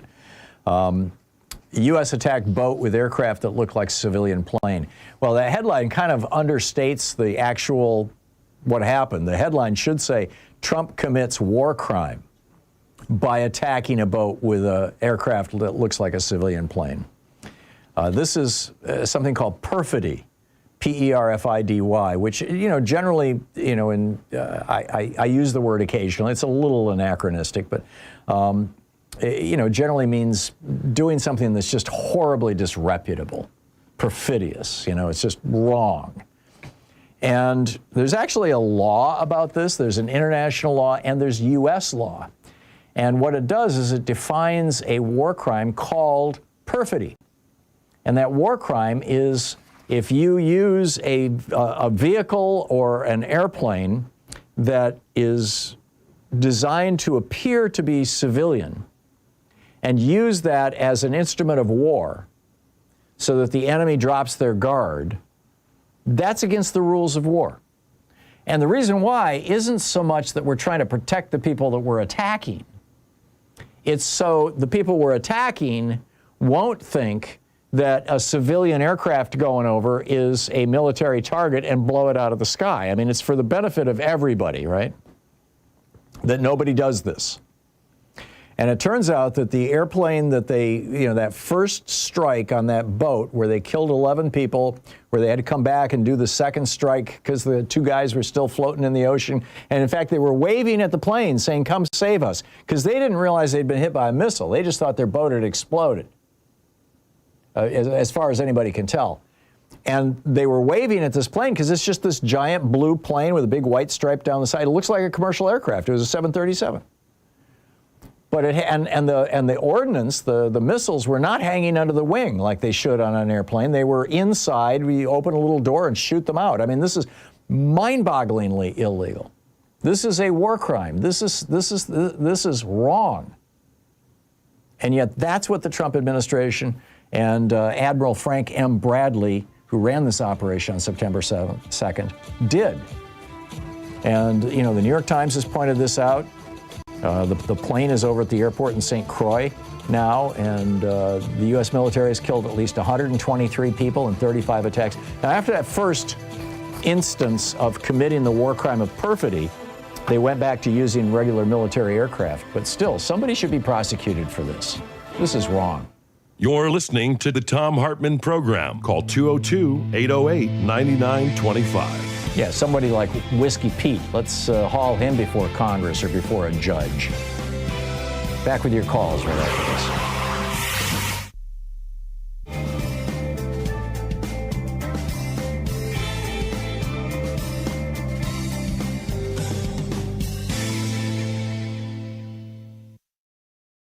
Our book today in the Thom Hartmann Book Club is Health Justice Now, Single Payer and What Comes Next by Timothy Faust. And this is from the introduction. A secret scream rings through America. It rings down the sterile fluorescent hallways of our hospitals. It rings over our rural towns and our native reservations. It rings through our prisons, the bellies of our great cities. It rings in our farms and our fields, our streets and our sewers, our bodies and our blood. And we are cursed to never hear it clearly until At last, we realize it has been our own mouth screaming, and we are lost. A child born today inherits, in that secret, a new American squalor, the skeletal remains of the American cities, the bleached bones of the American suburbs. This secret is a birthright of continual exploitation, pumped for labor and drained of cash and then punished for the resulting suffering. Punished for being hungry, punished for being sick, punished for being pregnant, punished for being poor, punished for being black or brown, punished for being queer, for being unlucky, for being. At the base of that suffering is lodged a little truth, like a knot in the stomach. In America, sickness makes you poor, and poorness makes you sick. This is a book about that relationship and why it happens, and why it's unnecessary, and what we can do to fix it. The cosmic whirling of God's great slot machine has not determined that some people are fated to suffer while others flourish. We have the resources to take care of everyone, and yet we refuse to do so. Your medical debt and medical bills are unnecessary, but we have chosen to make them necessary. These are structural problems with structural causes, and many of them share roots in how we pay for health care. This is a book about health care and health finance. They are different. Health care is anything that helps you stay safe and healthy. It's a kind of freedom from and within your own body. Health finance is the method by which we as a country pay for that freedom and by which we decide who gets to have it and who doesn't. Healthcare is more than what happens to you in the hospital. Healthcare is whether your home makes you sick, or your food makes you sick, or your environment makes you sick, or whether you have enough money to afford the things that keep you healthy. In America, the structure of corporate healthcare has convinced us that some people deserve healthcare and some people don't. This is a book about that corporate health finance, about private insurance and private insurers. For half a century, they've convinced us that they're the only things that keep us or could ever keep us from the utter financial ruination of illness. They've sold us different inadequate insurance plans and persuaded us that this is a form of great liberty, while chipping away at our freedoms for profit and holding our bodies and our children's bodies hostage. This is a book about single-payer health care, a health finance model in which we pool our abundant collective resources to provide health care to all people. It is a common model across the world. As we will discuss in this book, we have the potential not just to enact a single-payer program in America, but to build the greatest health care program among any so-called developed democracy. Here is my profession of faith. I believe beyond any doubt that single-payer is demonstrably sound and imminently feasible. I believe a properly ambitious and well-structured single-payer program will do more than any other American social program of this generation to soothe the burns, to resuscitate the spirit, to nourish the moral will of the American people. I believe it will loosen the loathsome manacles of American health finance, an exploitative institution that profits by plundering from us our own bodily autonomy, and that anchors a larger exploitation that holds those whom we love as captive leverage to guarantee our servitude to abusive employers or domestic partners, to those who seek to dominate us both in the office and in the hospital. I believe this nation owes its people, whose labor has created its rich banquet, the safety and agency of health care. I believe this health care is greater in scope than that which happens upon an operating table. I believe that housing, food, income, and more, the components of basic human dignity, are health care. And I believe our work is that of striving toward justice for all people. And I therefore believe, I have to believe, that single-payer health care is our moral imperative. Single-payer is our tool. Single-payer is our weapon. Single-payer is our first step. But single-payer on its own is not the goal. This book is about health justice. Healthcare is personal, so I want to start this book personally by introducing two friends of mine, Steve Way and Kyle Kolick. They're two guys about my age, I'm 30, who live in North New Jersey. They're sweet, gentle people and probably the most charismatic pair of friends I've met in my entire life. They make me laugh until my face hurts, and we like watching pro wrestling together. They're also being utterly broken by our American healthcare system, and it's keeping them from living their lives. Steve has muscular dystrophy. The muscle and tissues that hold his body together are eating themselves. He's doing pretty good, all things considered. He beat his original life expectancy of 18 and now probably has a long life ahead of him. Steve needs a wheelchair to move and a ventilator to help him breathe. The book, Health Justice Now, Timothy Faust.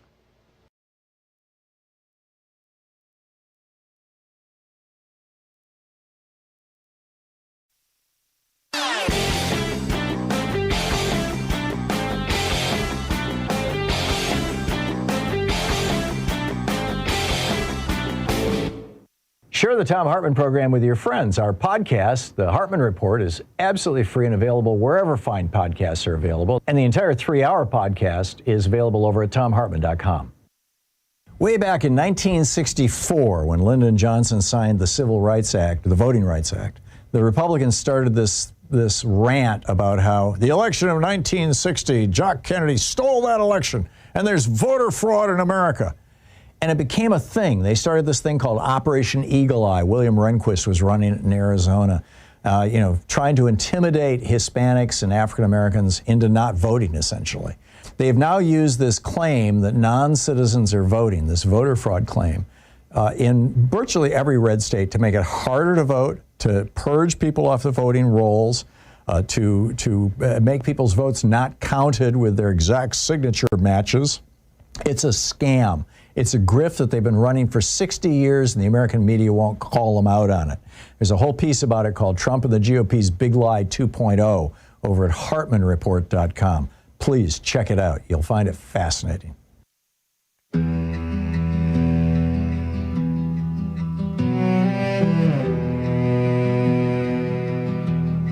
They come before dawn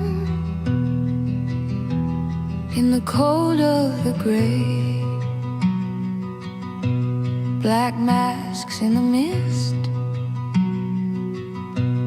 and the children pray. They knock on the doors where the weary hearts hide, and the wind carries whispers of those who have cried. They say it's the law, but whose law is it now? The same law that once wore a hood and a vow. His eyes today's cleansed beneath a new command. They hide behind badges, they hide behind plans. If justice is blind, then who leads her hand? Is ICE today's Klan? Yeah, I would say ICE is today's Klan. In fact, I think they're full of Klan members. I'd be willing to bet money, if I was a betting man, that if these guys had to take off their masks, we would suddenly discover that there's a whole bunch of J6ers, a whole bunch of Proud Boys, a whole bunch of Klan members drawing $200,000 a year to terrorize black and brown people all over the United States on behalf of the Trump administration. So what's on your mind today? CJ in Stoughton, Wisconsin, listening to WMDX. Hey, CJ, how's our resident right-winger doing today? Well, thank you for taking my call, Tom, because many on civic media, many of the hosts either refuse to take my call now or just, now they won't. I'm happy to, as long as you don't swear on the air. This is my big problem with right-wingers who call in, is they inevitably end up yelling, dropping F-bombs and things. So I respect I commend you. You actually want to have a conversation, and that doesn't always happen because if you're not hearing from me, I'm either censored or dead. Yeah. So what's on your mind, here's the way I feel about two topics that you're speaking of. One, the world celebrates what Trump has done and should be commended for doing what he is doing. Many countries around the world are so excited about the chance of freedom. Which thing that he has done are you talking about? Well, certainly Venezuela, and you see it in the streets of Iran. Already they say over 500 people have been killed. Over 2,000 actually now, yeah. And oh my God, it's terrifying. Yeah, and with regard to Maduro, I don't think anybody disputes that he's a bad guy, and you know, taking him out of Venezuela we'll have to find out, because very often when you do these kind of surgical interventions, you end up with unintended consequences. Like right now, you've got in Venezuela, you've got the current regime being run by this woman who's apparently more hardline than Maduro was. We got these guys on these militia guys on motorcycles driving around and stopping people's cars and demanding to look at their phones and see if they were, you know, happy about the removal. I'm not sure it's going to be a good thing, but and I'm very ambivalent about the United States inserting itself militarily into other countries without a declaration of Congress. Doesn't that concern you, CJ? I thought you were a constitutionalist. The Constitution explicitly says that only Congress can make war. Well, that's true, but we've had many military. This was a law enforcement thing. So, but really, the reason I called, Tom, is certainly the Supreme Court is hearing a very critical case today, and what's happened in Minneapolis. So, if I can just make two quick comments. Sure.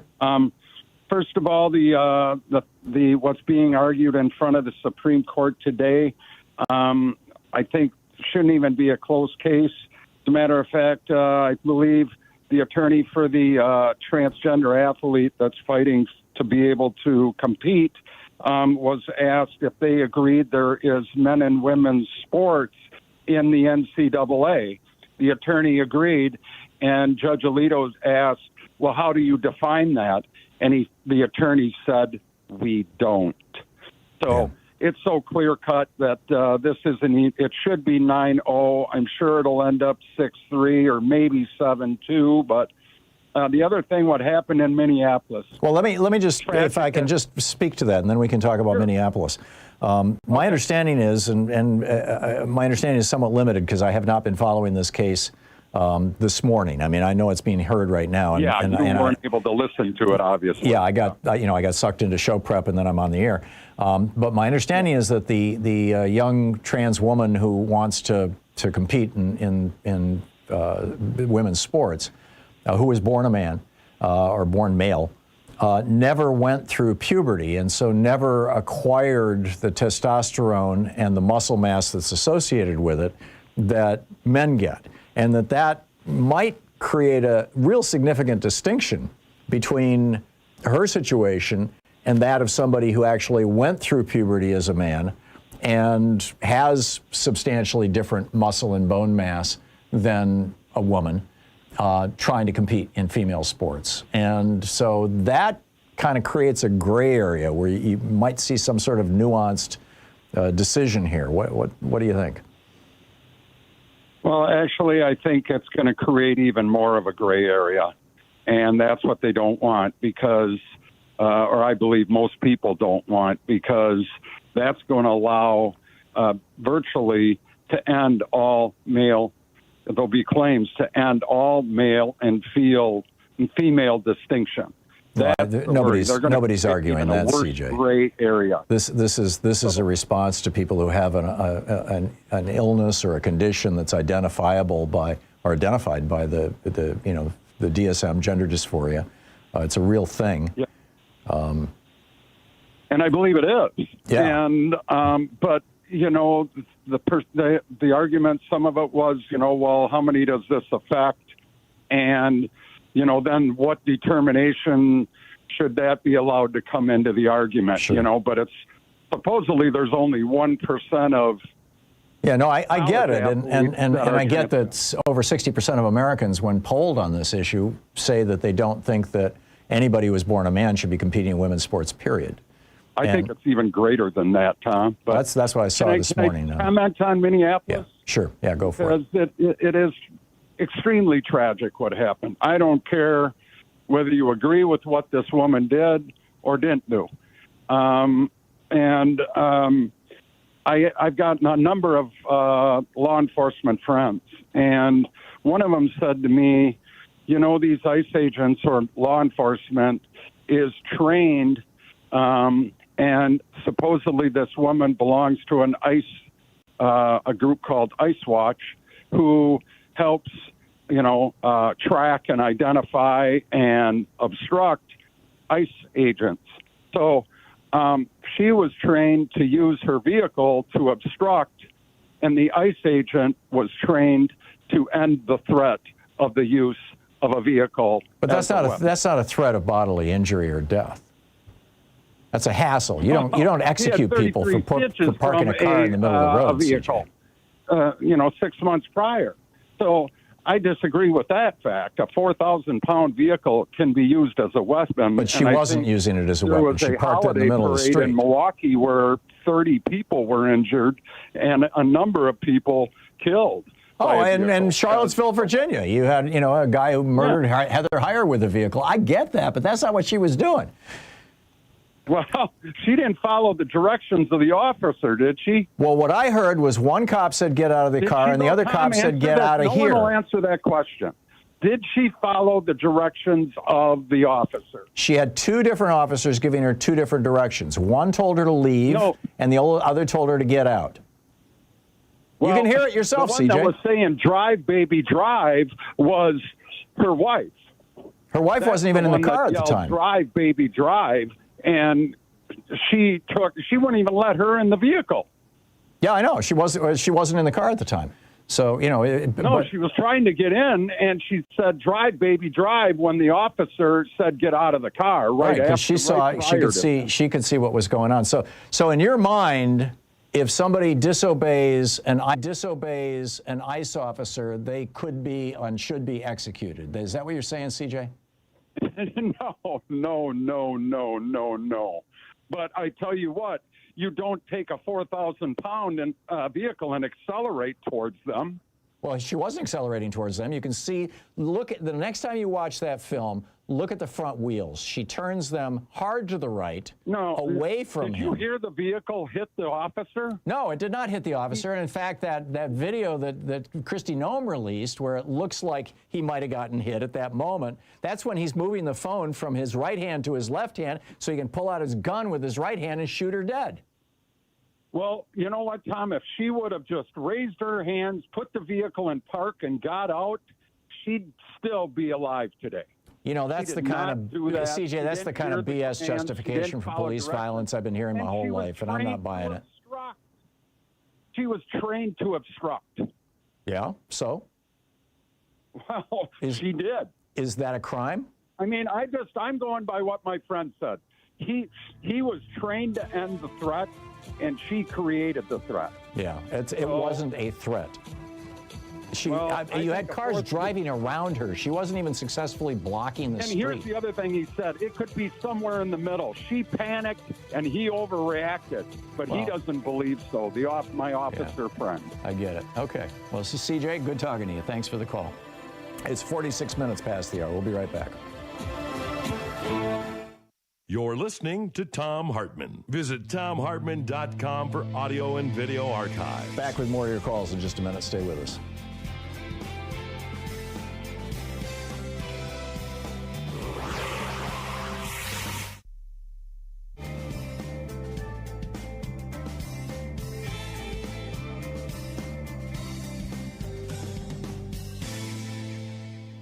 And welcome back. Linda in Portland, listening on X-Ray FM. Hey, Linda, what's on your mind today? Hi, Tom. I'm actually glad that I waited as long as I have so that I could hear the previous speaker, because I wonder if I can make just two comments about that, because Certainly. It actually leads to the point that I want to make. The first thing that he said was when you raised the issue of how the takeover of Venezuela was illegal, he immediately said, no, that was how did he put it? Police law action. Enforcement. Yeah, law enforcement, yeah. Yeah, law enforcement event. And that's the excuse that the right is using. I know. It's not true. The military doesn't do law enforcement, other than against their own people. It's illegal, whatever you call it. What he did was wrong. Yeah. And the second thing was the commentary just now about Renee Good and what happened. And that's what I'm calling about, because it's so easy, I think, to see all kinds of things or to listen to friends. In the case of your previous caller, I don't even know whether he actually saw the footage, but he apparently was listening to a friend who explained as a law enforcement officer that she had done something wrong. This is the thing that I have not yet heard from anybody.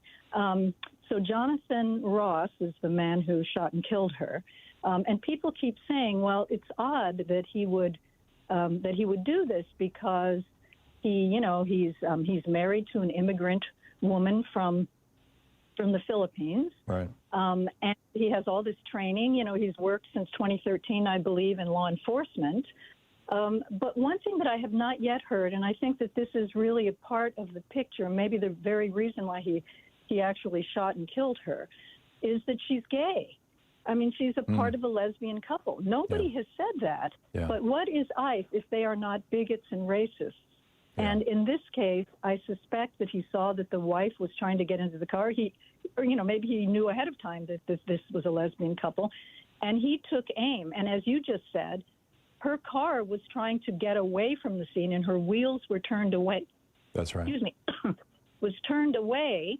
And he took his time and did exactly what he intended to do. So intent was there to kill her. Yeah. And he stepped aside and shot through the open window as well.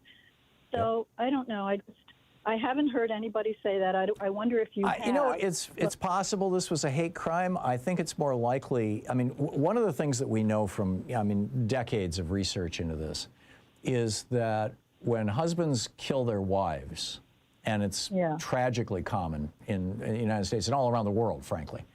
The moment that typically precipitates the murder is when she actually leaves or is preparing to leave.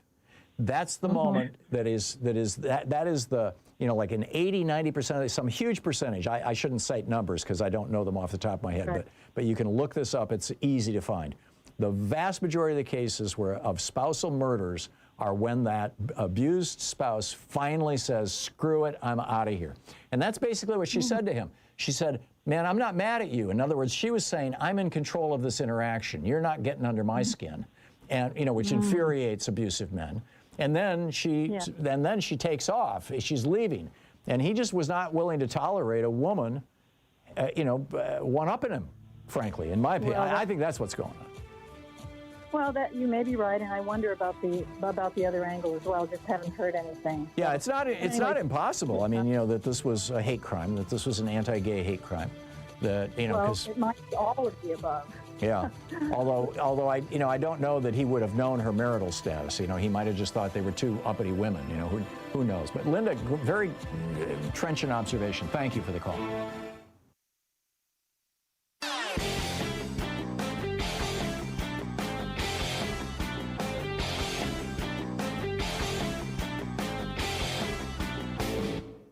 Hey, thanks so much for sharing our program and for reaching out to our stations and sponsors and letting them know that you're listening. It really means a lot to us. So have you noticed that the Republicans are pretty much not talking about a constitutional convention anymore? They used to be gung-ho to rewrite the Constitution. They wanted to put corporate personhood in there. They wanted to change it so that women can't vote. They wanted to do away with the election of senators, repeal the 17th Amendment, take us back to them being appointed by the states. They had all these they wanted to outlaw labor unions, all these weird ideas, but they've stopped talking about it. I mean, they're still moving forward on it, but it's not. Project 2025, for example, their ultimate talking document, does not have one single mention in it about a constitutional convention. Why would that be? Well, it's because the Supreme Court is doing their work for them.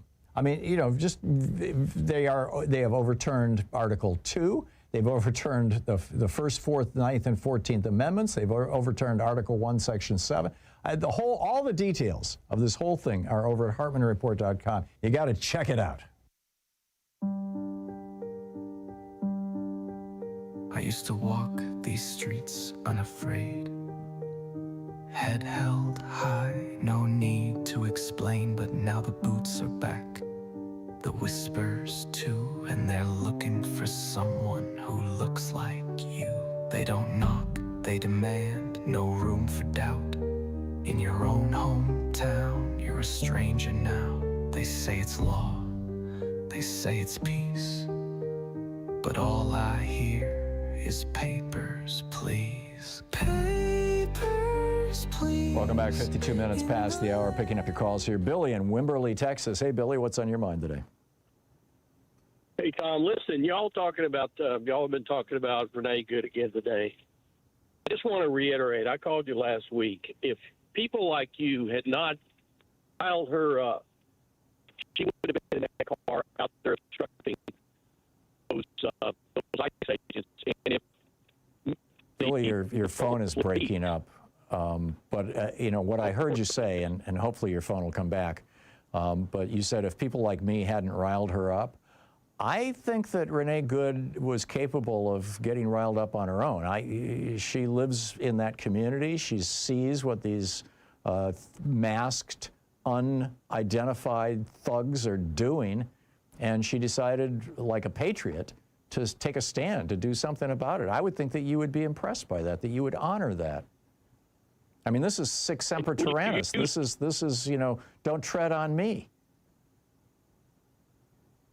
You know, when you use words like that, tyrants and bullies and Billy. and all that stuff, you are fomenting hate. Tom, Billy, I'm sorry, your phone is breaking up so badly. Been out there doing it, people.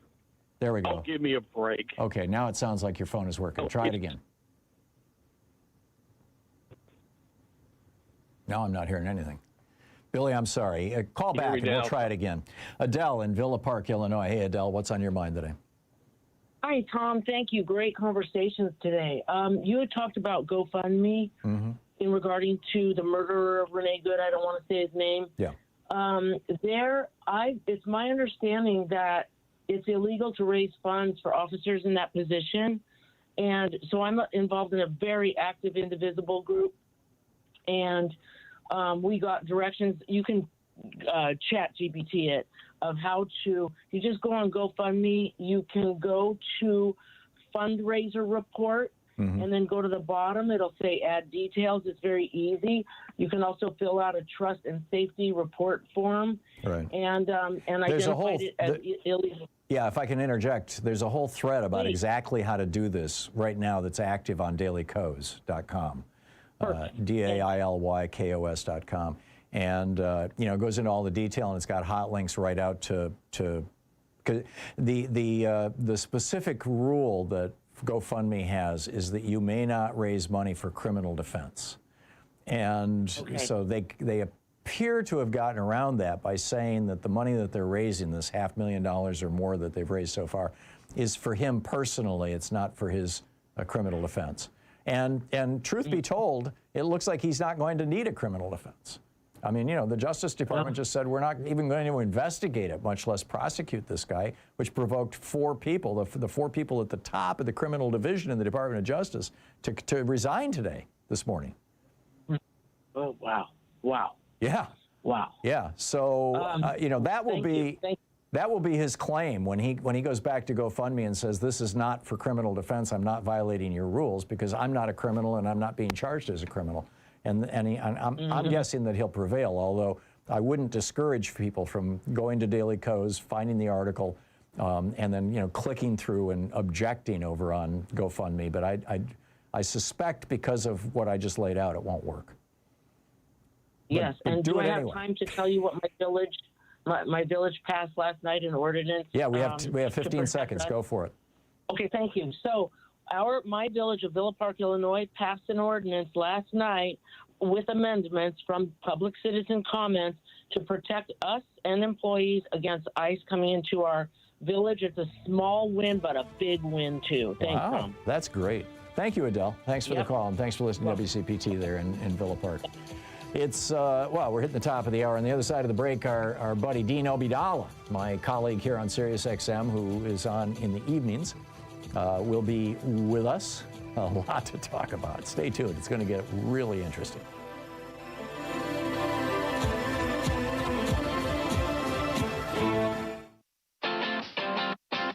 You're listening to Thom Hartmann.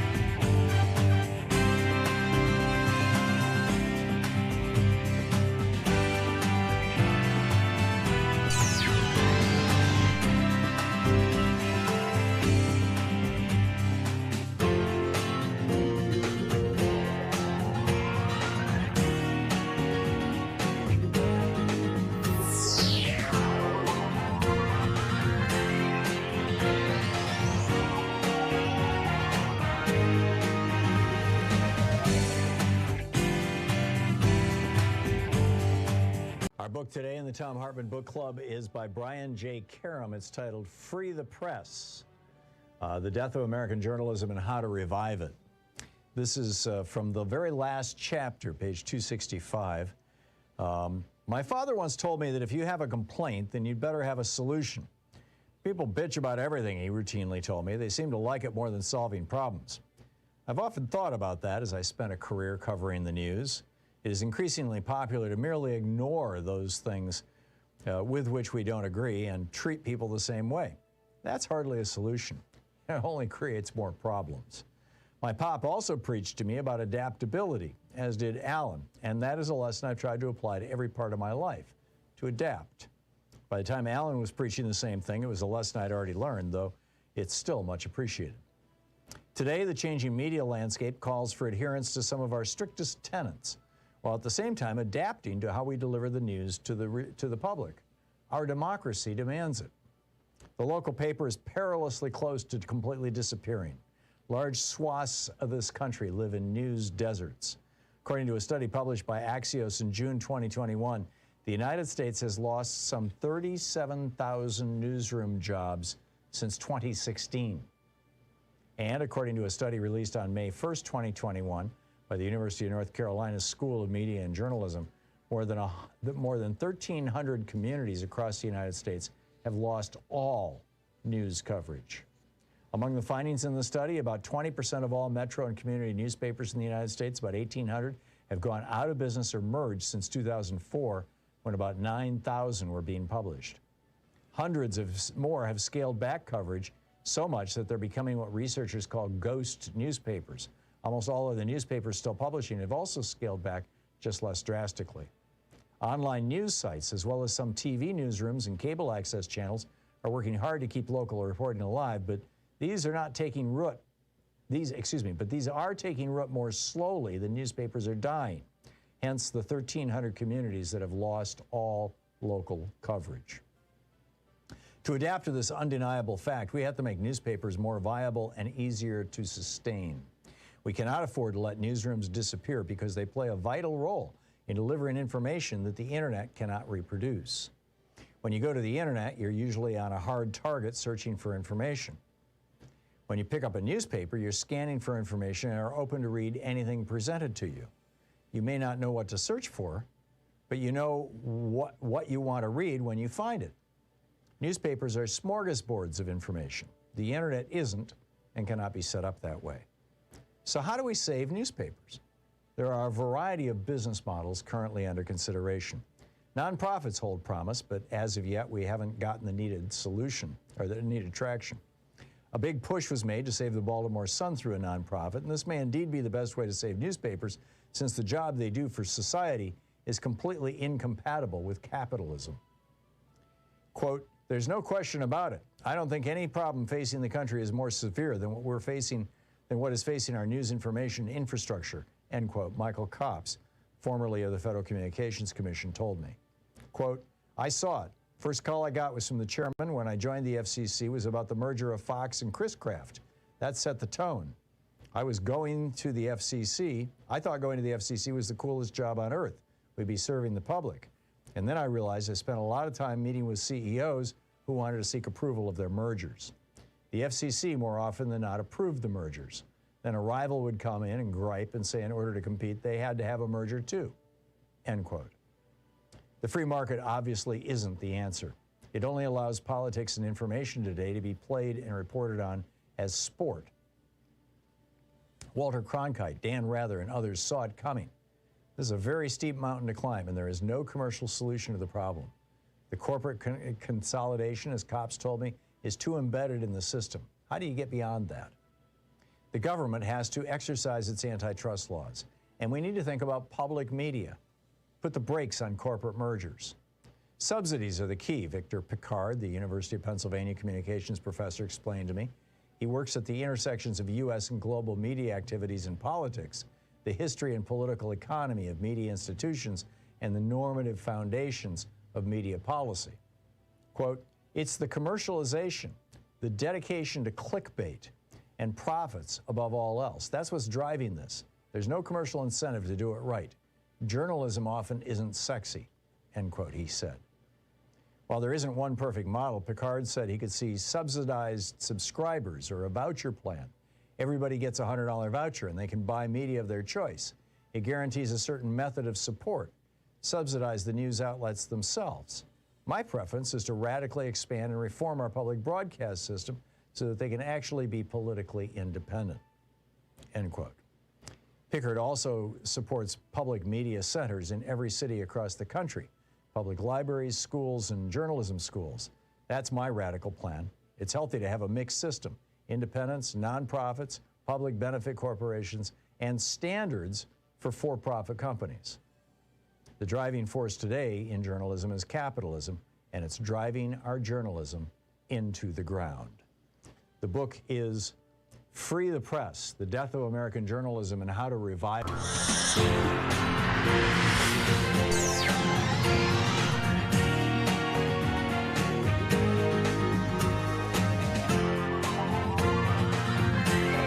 We say fight back!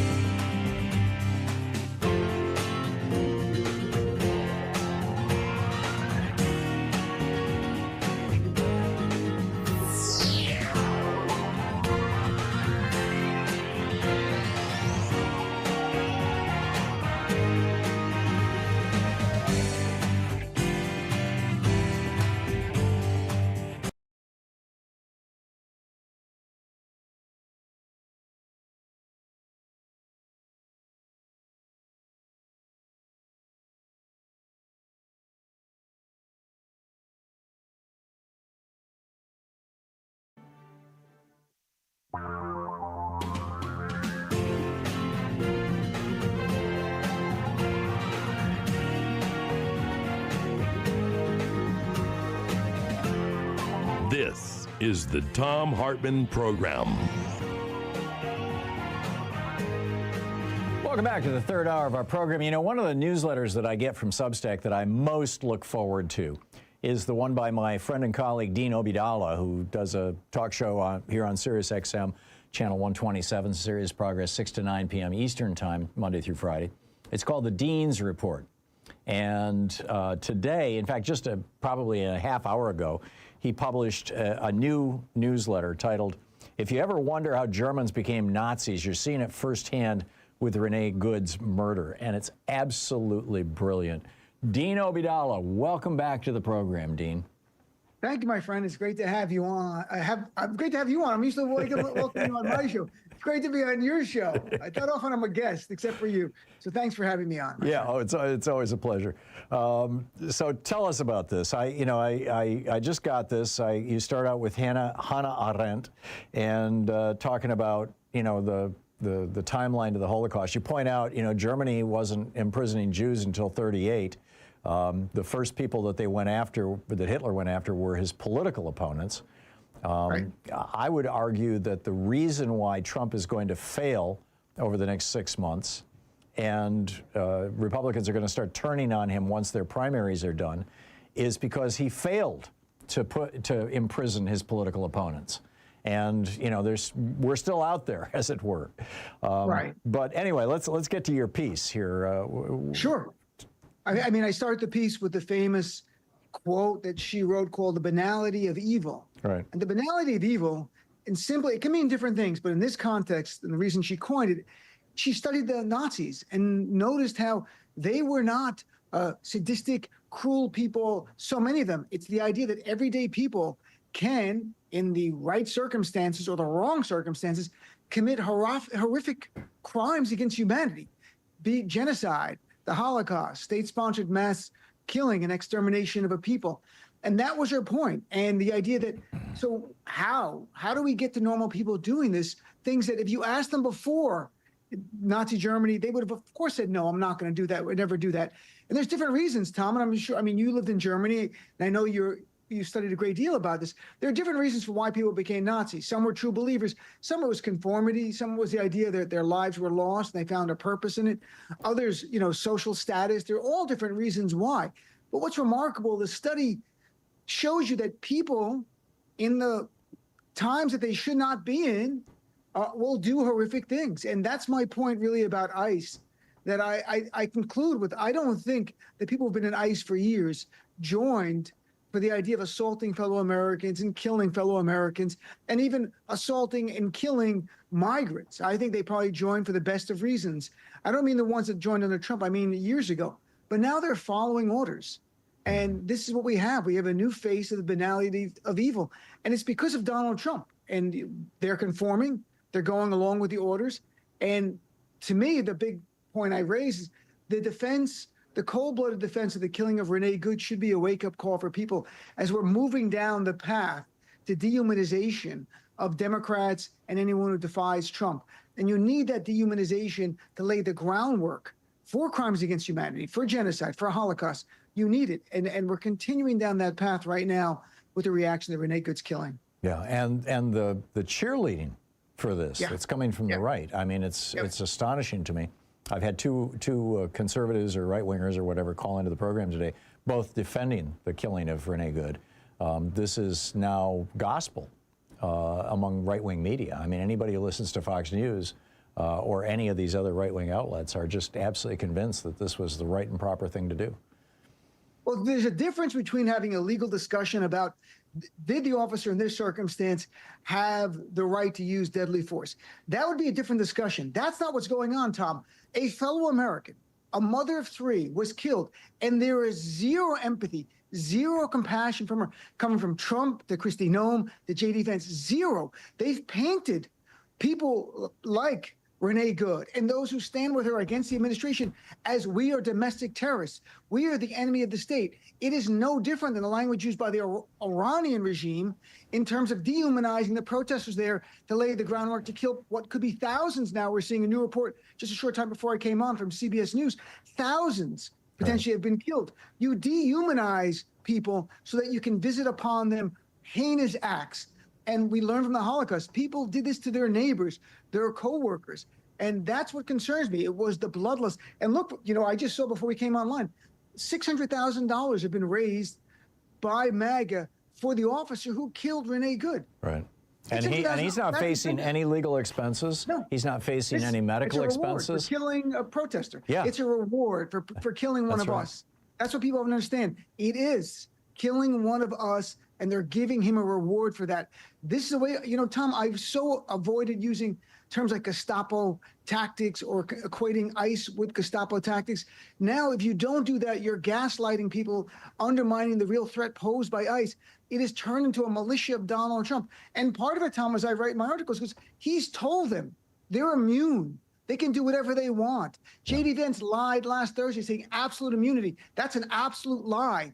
They want them to believe that first they're going to pardon them, and second, state officials can't even prosecute you. So do whatever we want. Assault, kill, who knows where this can go. And that's what's so deeply concerning. This is a wake-up call where we are right now. Yeah, absolutely. And every ICE officer is looking at that $600,000 that John Good just got, going, maybe I should start shooting people too. I mean, it's just, it's wild, wild stuff. Dean, I'm curious your thoughts. I don't know if you've had an opportunity to read my article today, my daily take. I did. I'm stealing it from my monologue. It's very good. Well, no, I did. I read it this morning about dictatorship, and I read in there about the ICE going to home in Minneapolis or in Minnesota without a warrant. That was very jarring. Yeah, and the video of that is horrifying. So the thesis, the main argument I'm making is that this is not going to endure. That what you're looking at is kind of the high watermark of Trump's fascist reign. And it's all downhill from here. Now, I realize, the really downhill part of it, when Republicans start pushing back in a meaningful way, will probably not happen until this summer after these Republican legislators have made it through their primaries. This was the point that Mark Pocan made on this program on Friday. He said that he knows Republicans who are prepared to challenge Trump, but not until after their primaries, because they don't want Trump endorsing a primary opponent against them. and that Trump is going to come down hard this summer and this fall. And that's going to be, it's just going to the whole thing's going to crash and burn. What are your thoughts on that? Only 2020 hindsight will tell us when the turning points were in this war. Yeah. And we are in a war. It's a war declared by Donald Trump upon us. I think only some Democrats in Congress don't get they're waging a war. Tom, Donald Trump's not trying to govern like an elected official. He wants to rule us. Yes. It's about ruling us. That's what he wants to do. And ICE is the agency to do that, and maybe others if he calls upon them. I don't know until it's over. Waiting for Republicans to do the right thing, it's like waiting for Godot. And spoiler alert, Godot doesn't show up. Okay, so it's about us being ready. Donald Trump said yesterday in the New York Times he regrets not having the National Guard seize voting machines after 2020. He will be trying to do that after 2026 election. Yep. There is no doubt. Well, and the good thing is he says it out loud now, so the lawyers, the press, we can all be involved, alerted to when he tries to do something like that, and do the best to go to the courts immediately to stop that. So I don't think it's over until he's out of office or dead. Yeah. And then J.D. Vance is uniquely evil. Yeah. So I think and J.D. Vance has he's very dangerous. Yeah, J.D. Vance has absolutely no charisma. He's got no personality. He's got the personality of a slug. I don't think anybody's taking him seriously. I would be concerned about J.D. Vance. I'm very concerned. I mean, he's got the billionaires behind him. Peter Thiel. That's right. And they can manufacture charisma. They can make videos. It's not like he can't replace Trump. Trump was a celebrity before he ran for office. J.D. Vance, though, very, very dangerous. His lies on Thursday, calling Renee Good what she did an attack on America. That's the language he used. An attack on America. That's like the Iranian regime. I'm not exaggerating. They're calling it an act of terrorism. That's exactly what the Iranian regime said about their protesters there. It is to dehumanize people so that your own troops will not think twice about killing them. This is where we are. The Renee Good killing and their cold-blooded reaction and cheerleading has been stunning to me. It's been jarring in ways I didn't expect. Yeah, I completely agree. And I get it that it's way premature to celebrate any kind of victory, as it were.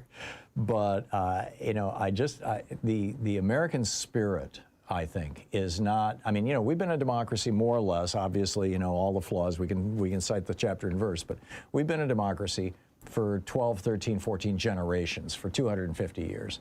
That is not true of Russia or Hungary or Iran or any of these other countries that have had democracies and then have lost them. And it's, in many cases, lost them because people just didn't understand. They didn't know what democracy was. I mean, we have this long history. I just don't think this is going to stand. I will confess, Dean, and I'd love to hear your thoughts on this, on where you were at. During the first 6 months of the second Trump regime, or arguably during the first year, I was starting to be really seriously worried that this is the end. This is the end of the American experiment. And I was saying that out loud, but I didn't want to cause people to shut down or freak out or go away. But now I'm actually much more optimistic. I'm seeing pushback that is real. Jacob Fry standing up, Keith Ellison. This is real stuff. We got about 50 seconds till a hard break here. Your thoughts? To me, the election in November, when Democrats won really big, we won in New Jersey way beyond polling, better than in Virginia. There were other statewide races we weren't even covering, like in Georgia, where Democrats overperformed. Then we won the Miami mayor race there, first time in 30 years a Democrat won. The No King protest before that, I think, laid the foundation. I am feeling much better about where we are in terms of public opinion and support. At the same time, Trump will become more desperate. Despots don't give up power easily. Right. They don't cede it easily. So between now and November, I think it'll get darker before it gets brighter. Trump will try everything to hold on to power, everything and anything. There's no limit to what he might try. The guy attempted a coup and incited a terrorist attack. That is again on the table. Remember who he is. Very dangerous. Yeah, we're ready for it. I think we're up for it. I think we'll win it. I think absolutely agree. Really ugly. I think Minneapolis is just a test. I think he's just he's getting ready for other cities, but we'll see. The great Dean Obeidallah, the host of the Dean Obeidallah Show, weekdays 6 to 9 p.m. on Sirius XM Progress Channel 127, right here. Also check out his Substack, the Dean's Report, deanobeidallah.substack.com. Dean, thanks. Thanks, Tom. This is the Thom Hartmann Program. I'll be back with your calls in just a minute. 18 minutes past the hour.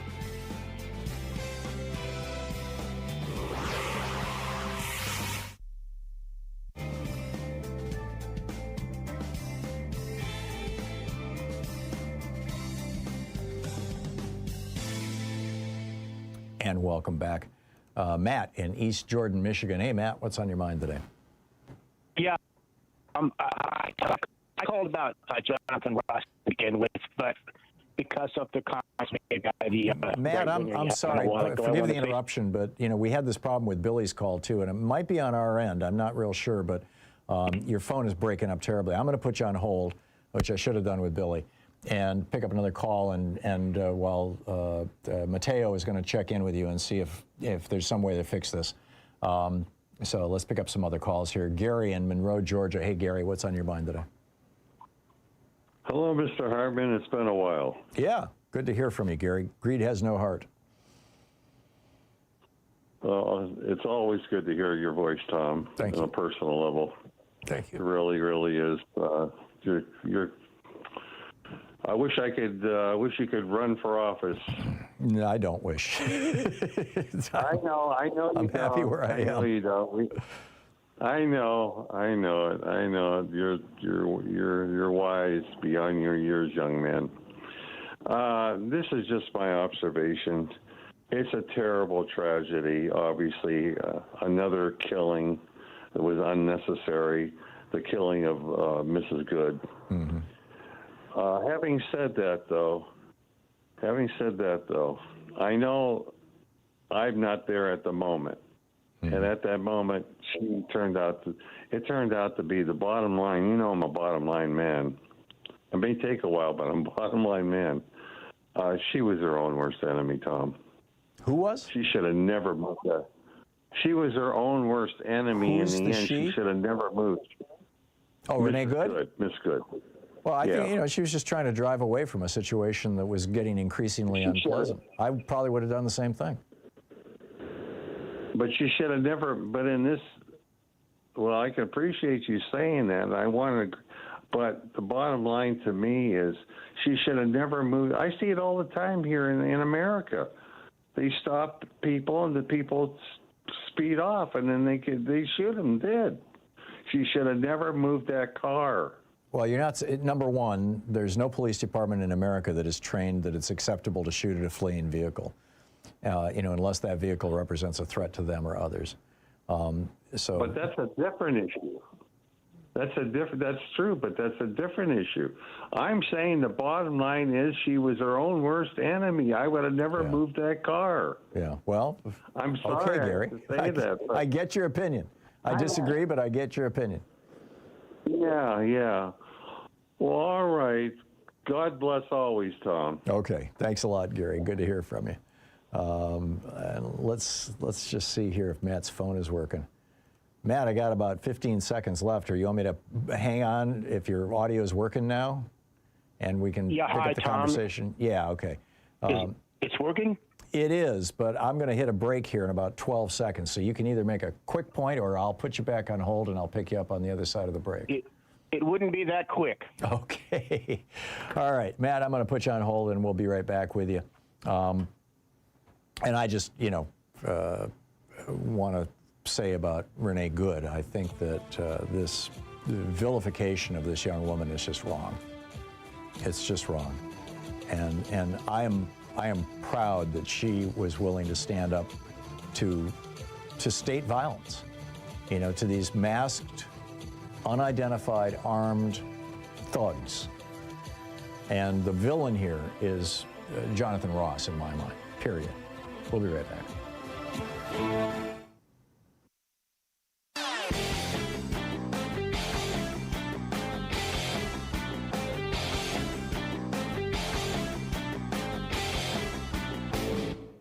Change starts with you. You can be calling your Democratic or Republican representatives to let them know what you think by calling 202-224-3121. It's the Capitol switchboard. It'll get you right through to them. A lot of people wonder, where did this whole right-wing movement to basically gut our freedoms end DEI and all this other. Where did this all begin? It all started back in 1951 with a book called The Conservative Mind, From Burke to Eliot by Russell Kirk. And he argued that if the middle class ever got too big, you'd see young people and women and racial minorities all get up on their hind feet and start protesting and basically screwing up America. And in the 50s, you know, even Republicans thought he was nuts. But then the 60s happened and all those protests, and suddenly Republicans thought, yeah, he's right. We've got to destroy the middle class, or at least cut it back. And that was Reagan's mandate when he came into office in 1981. There's a whole article about this. You can read all the details. It's titled The GOP's 60-Year Conspiracy to Kill Our Democracy. None dare call it treason, but I will. Over at HartmannReport.com. Check it out. 24 minutes past the hour. Welcome back. Picking up your calls here. Matt in East Jordan, Michigan. Let's try it again, Matt. What's on your mind? Yeah, thank you very much, Tom. I called about Jonathan Ross, but quickly I have to say something in response to the right-wing caller you had on a while ago. This whole vehicle as a weapon argument is much like the Second Amendment. It's a very one-sided argument because we've had in the last few years all these right-wing states, Florida definitely, and possibly Billy's state, Texas, have passed these laws where it's the guy who is trucks, it's okay to run over protesters. That's what they passed. Oh, yeah, you're right. It's certainly not in. Yeah, they passed all these laws where it's okay if you got a big giant truck and you're a Trumpster, you can run over protesters. And that was, DeSantis was very worried about protest. And so it's kind of a preemptive strike. Mm-hmm. So that's out there. And just like the Second Amendment, you know, that was intended, it wasn't intended for slaves or angry Native Americans. It was intended for slaveholders. Yeah, exactly. And settlers, period. Yeah. Anyway, what I called about now, I had wondered, and a woman caller kind of touched on the subject, but it seems to be far from settled about if we survive this Christian nationalist coup, whether eventually there could be suits filed against the people, Jonathan Ross, for this GoFundMe account, or for people that donate as well, because there has to have been in the past fraudulent accounts sent on GoFundMe. Unfortunately, not everybody's honest. Right, there have been. There has to be millions. It's fairly widespread, well, actually. Looking just on Google AI right now, it says that all the funds, according to GoFundMe, are under review because of controversy, and that they're being held for the time being, and they're reviewing the whole process. Now, I certainly don't trust GoFundMe, but beyond that, there are legal state and federal laws that supersede. I mean, you and I can drop a contract that says anything, but if it's not legal, it's not a real contract. Yeah. And the same would hold for GoFundMe. So Jonathan Ross wasn't injured during this incident, and he doesn't have his legal offenses are being paid for by the federal government, us. Yeah. So what's the basis for the GoFundMe? We support killing. And what's the basis to giving money to him? I mean, you pointed out. No, I get it. Didn't Matt Heimbach, the guy who killed two people in, I think it was in Minneapolis during the George Floyd time, didn't he have a GoFundMe page that raised millions for him? Rittenhouse? Yeah, Kyle Rittenhouse. That's right. Yeah, thank you. Yes, he did. Yeah, so that's a good point. I forgot all about that. I'm going to have to do some homework. Matt, I got to run. Thank you for the call. You're listening to the Thom Hartmann program. Call 202-808-9925. 27 minutes past the hour. I'll be back with more of your calls in just a moment. Stay with us. And Billy, if you're listening, try again. There's an open line.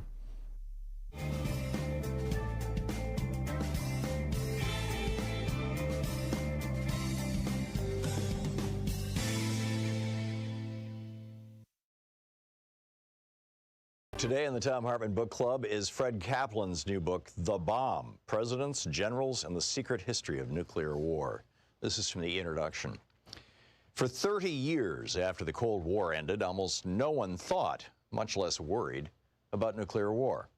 Now almost everyone is fearful. But the fear takes the form of a vaguely paralyzed anxiety. Because of the long reprieve from the bomb's shadow, few people know how to grasp its dimensions. They've forgotten, if they ever knew. The holiday from history began on August 8, 2017, when President Donald Trump, barely 6 months in office, told reporters at his golf resort in Bedminster, New Jersey, that if the North Koreans kept threatening the United States with harsh rhetoric and missile tests, quote, they will be met with fire and fury like the world has never seen, end quote. Even those who didn't remember President Harry Truman's similar description 72 years earlier of the atomic bomb that destroyed Hiroshima, Truman said, a rain of ruin from the air, the like of which has never been seen on this earth. It was clear that in language more bellicose than any president since the end of World War II, Trump was talking about launching nuclear weapons at North Korea. Not if its leader, Kim Jong-un, first attacked the United States, but merely if he developed the ability to do so. Then, 6 months later, Trump signed and released his administration's Nuclear Posture Review, a 74-page document that called for building new types of nuclear weapons and integrating them with the military's conventional war plans. In short, for treating nuclear weapons as normal. The red lights flashed. The alarm bells rang furiously. Yet here is what few recognized. None of these notions were new. The president himself seemed a departure from the norm. His character, erratic, eruptive, thin-skinned, willfully uninformed, a combustive mix for a world leader with his finger on the button. But the button and everything around it were the same. In those decades when most of us chose to forget the bomb, as global tensions calmed and fallout shelters crumbled and we turned our gaze to other problems and pleasures, the nuclear war machine continued to rumble forth in the beyond top secret chambers of the Pentagon, the Strategic Command Headquarters in Omaha, the weapons labs in various parts of the country, and the think tanks whose denizens never stopped thinking about the unthinkable. They all kept at their singular task, wrestling with the dilemmas posed by the bomb's existence. How to deter nuclear war? How to fight a nuclear war if it cannot be deterred? How to win it if such a thing is even possible? This is the nature of the nuclear era. And the era never drifted into suspension, even if our attention did.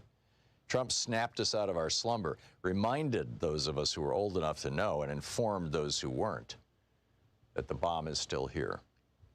In public over the years, officers and officials have described America's nuclear policy as a second strike deterrence. If an enemy strikes us with nuclear weapons, we will retaliate in kind. This retaliatory power is what deters the enemy from attacking us. In reality, though, American policy has always been to strike first preemptively, or in response to a conventional invasion of Allied territory, or to a biological or large-scale cyber attack. In any case, not just as an answer to nuclear attack. All of these options envision firing nuclear weapons at military targets for military ends. They envision the bomb as a weapon of war, writ large. This vision has been enshrined in the American military's doctrines, drills, and exercises from the onset of the nuclear era through all its phases. Most presidents have been skeptical of this vision, morally, strategically, practically, but none of them have rejected it. Some have threatened to launch nuclear weapons first as a way of settling a crisis. The few who considered adopting a no first use policy, in the end, decided against it. There are rationales for these doctrines, drills, and exercises, and for the retention of the first use option. They are driven by policies, personalities, and bureaucratic rivalries, but also by a logic which, once its premises are accepted, hurls its adherents and the rest of us into a rabbit hole of increasingly bizarre scenarios that seem increasingly, if strangely, rational the deeper they're probed. Understanding the nuclear era, the era of our lifetime, means understanding the rabbit hole, who dug it, and how we got stuck inside. It means tracing the maze of its tunnels, which is to say the arc of its history. A story enmeshed in secrecy, some of it still secret, much of it now illuminated by declassified documents and interviews with key actors, though never fully told. How did we get to this second coming of nuclear panic? How did we wind up with thousands of nuclear weapons, far more than any war aims could justify? What propelled the nuclear arms race during the decades-long Cold War? and what happened to the weapons and their guardians after the Cold War ended. And how and why did any of this persist? Chapter 1, Killing a Nation. The book Fred Kaplan's The Bomb.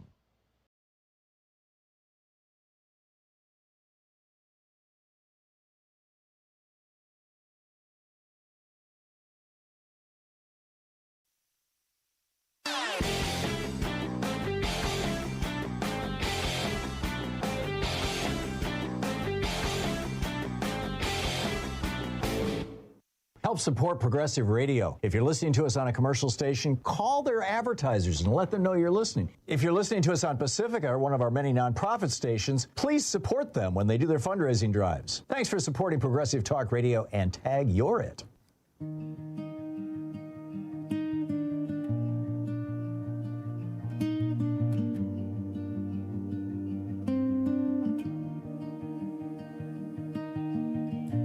This was supposed to be our house, built with borrowed power, doors meant to stay open, lights meant to stay on. Mama's counting pills on the kitchen table. He turned low and her at the door. Daddy's working late, but the math won't save him. Bills keep coming, they always want more. They say be patient, say it's just the system. Say this is how it's always been. But up on the hill where the lights burn gold, and someone's building walls to keep us out again. They're raising a palace for the powerful, while we're told to tighten our belts. Marble floors where the money goes, empty pockets everywhere else. They call it progress, they call it pride, but we're freezing right outside. It's the people's house, so we're told. Then why does it feel bought and sold? 35 minutes past the hour. Welcome back. Picking up your calls here. Leo in Columbia, South Carolina. Hey, Leo, what's on your mind today? Extrajudicial killing is on my mind, sir. So let me first start with the car incident. I myself, when I was a young and dumb deputy, pulled over a DUI. That driver pulled into a dead-end street. I tried to box him in with my vehicle, got out of the car, tried to de-escalate the situation and stop. That vehicle almost hit me, and I got written up twice.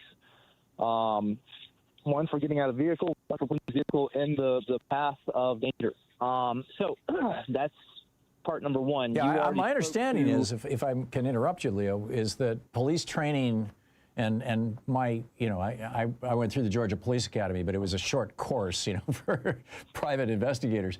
But my understanding is that police training is that you never step in front of a vehicle. Never step in front of a vehicle, and that's why I got wrote up, because I did. Yeah. So, yeah, never step in front of a vehicle. And also, as you said, first off, never shoot into a vehicle, because you are creating a 4,000-pound missile, as CJ stated. That's right. But, two, I'm sure in your short course, you learned the use of force continuum. Yep. Okay, so when do you pull your gun? When you intend to use it. Well, I mean, when you intend to use it, but there's a reason you have to intend to use it. Right, because life good to anybody. Because life is at risk. Because life is at risk. Because you perceive that she is a danger to somebody or yourself. She was a danger to no one.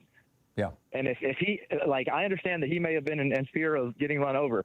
If he hadn't put himself in the path of that vehicle, he wouldn't be in danger of getting run over. Correct. And I've told my wife, if somebody comes up to you with a police vest and no insignia of who they're working for, if it's a county or if it's a municipality, especially if they're wearing a mask, because I think I've called you before to say that law enforcement, unless it's SWAT, does not wear a mask. And if there is a masked SWAT agent, there has to be a marked agent with him. Otherwise, he cannot operate safely. Yep. And I have told my wife, if somebody comes to you with a mask and a gun, you do whatever you can to get away. Yep.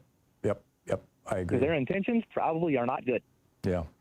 Well, Leo, thank you for a law enforcement perspective. It's needed and it's appreciated. Yeah, good talking to you. Thank you. Ken in Kirkland, Washington. Hey, Ken, what's on your mind today?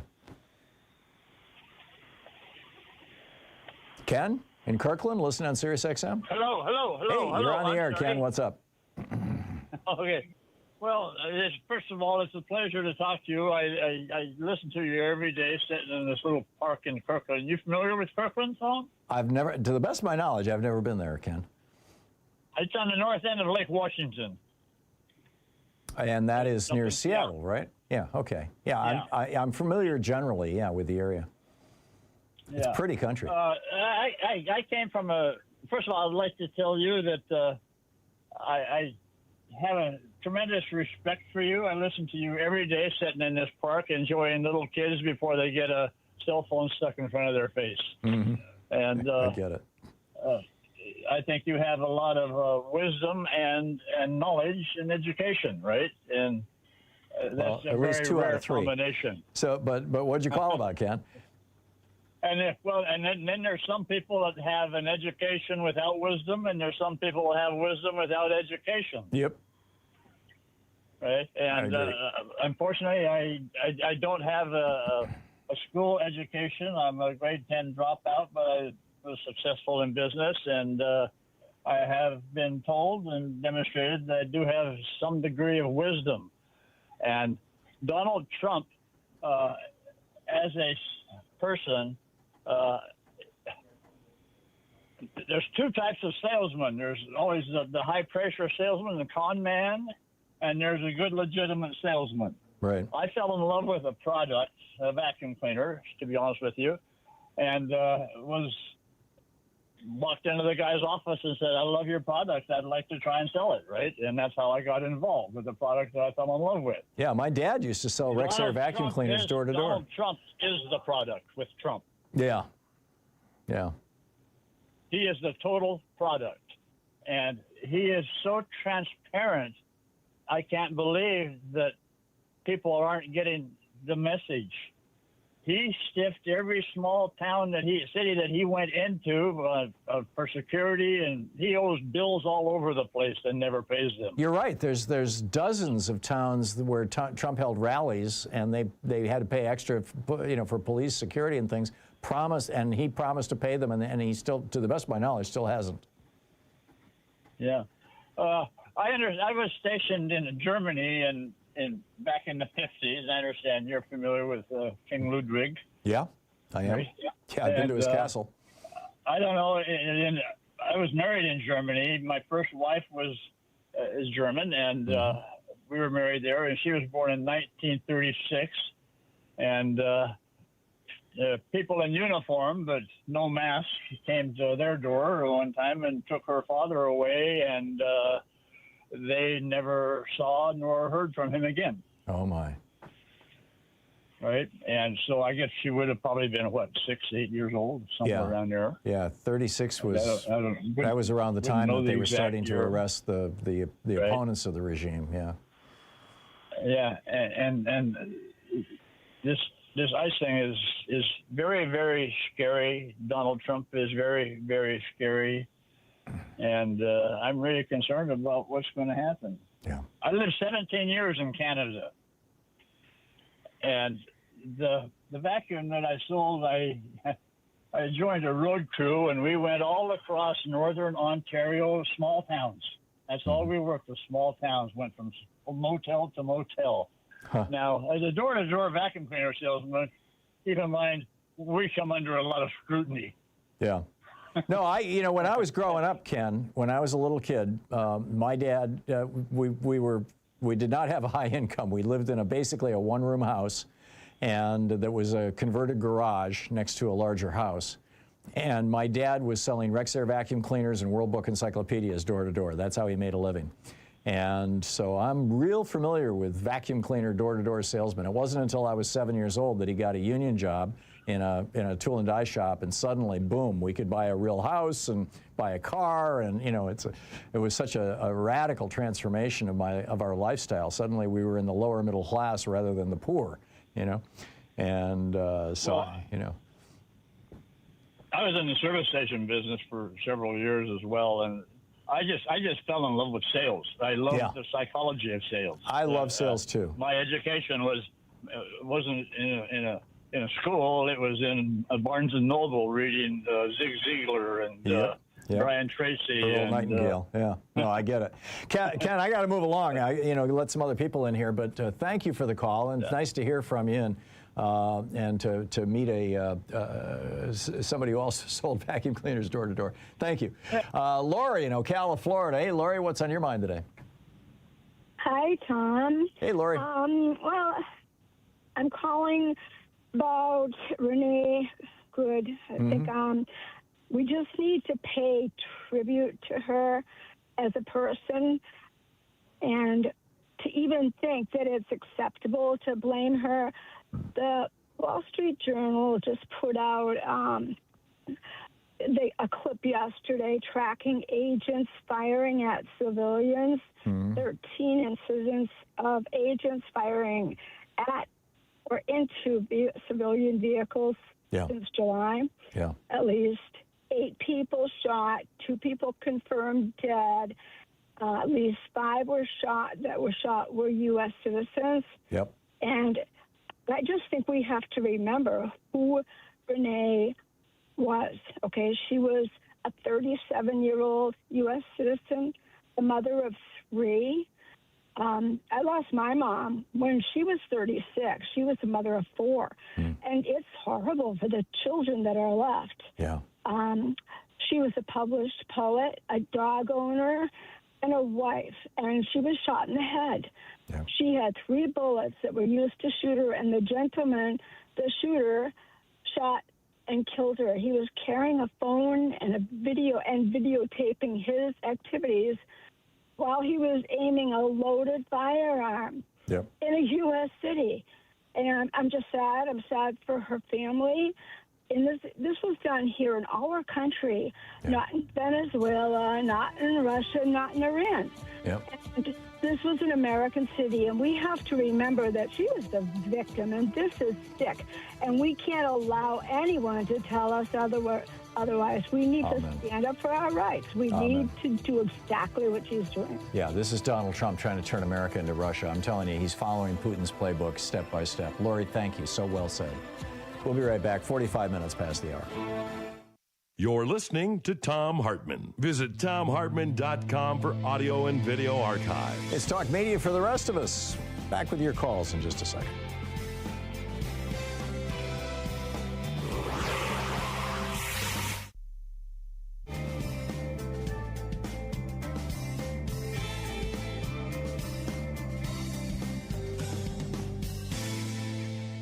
And welcome back, Harold in Arlington, Virginia. Hey, Harold, what's on your mind today? Hey, Tom. Good to talk to you and gain your insight.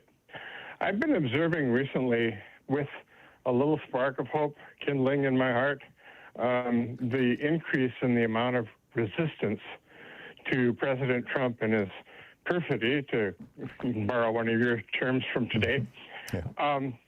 The thing is, you've got officials of government agencies and departments now starting to stand up to him.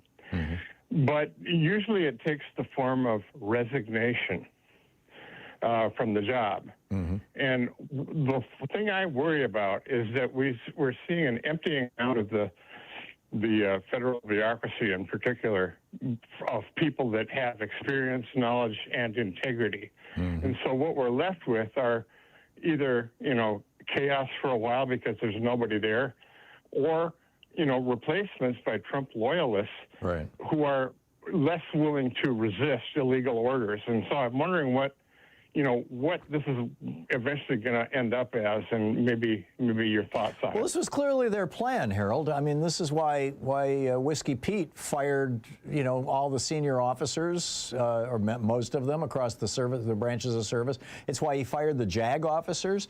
The Judge Advocate General, the JAG officers, we've been watching this old TV series from Donald P. Belisario, the guy who invented the NCIS series called JAG, and it's from the 90s, and it's like a time capsule. It's just a hoot. But anyhow, these lawyers are the ones who will tell you, if you are in the military, whether what you're doing is legal or not, and that's why Hegseth fired them. And I mean, you're right. It's like you strip out the people who are competent, the people who are qualified, the people who are there for the right reasons, and what you're left with are the bums and the fools and the incompetents and the malevolent, you know, the vicious, the people who are just there because they want an opportunity to beat somebody upside the head or shoot them in the face. And it's a real tragedy for this country. It really is. Yeah, well, the one exception I've noted was, I think it's General Milley, isn't it? Or no, not him, but yeah, he was standing up to Trump. But then you also have Jerome Powell, the Federal Reserve, not resigning. But then, of course, that's an independent agency, so he can get away with that, I guess.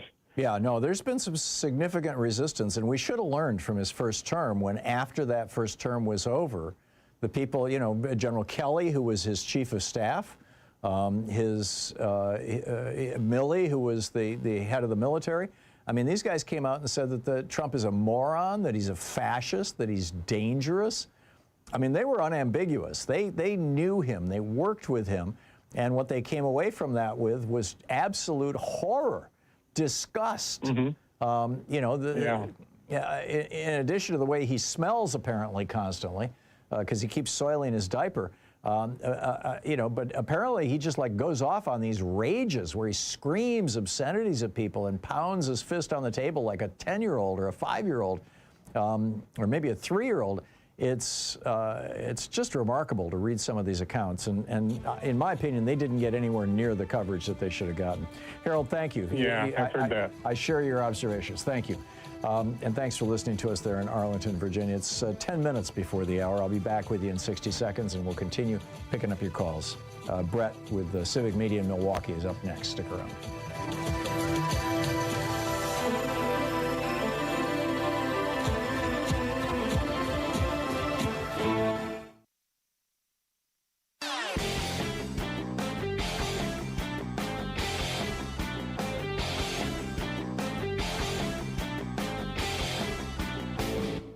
Hey, thanks so much for sharing our program and for reaching out to our stations and sponsors and letting them know that you're listening. It really means a lot to us.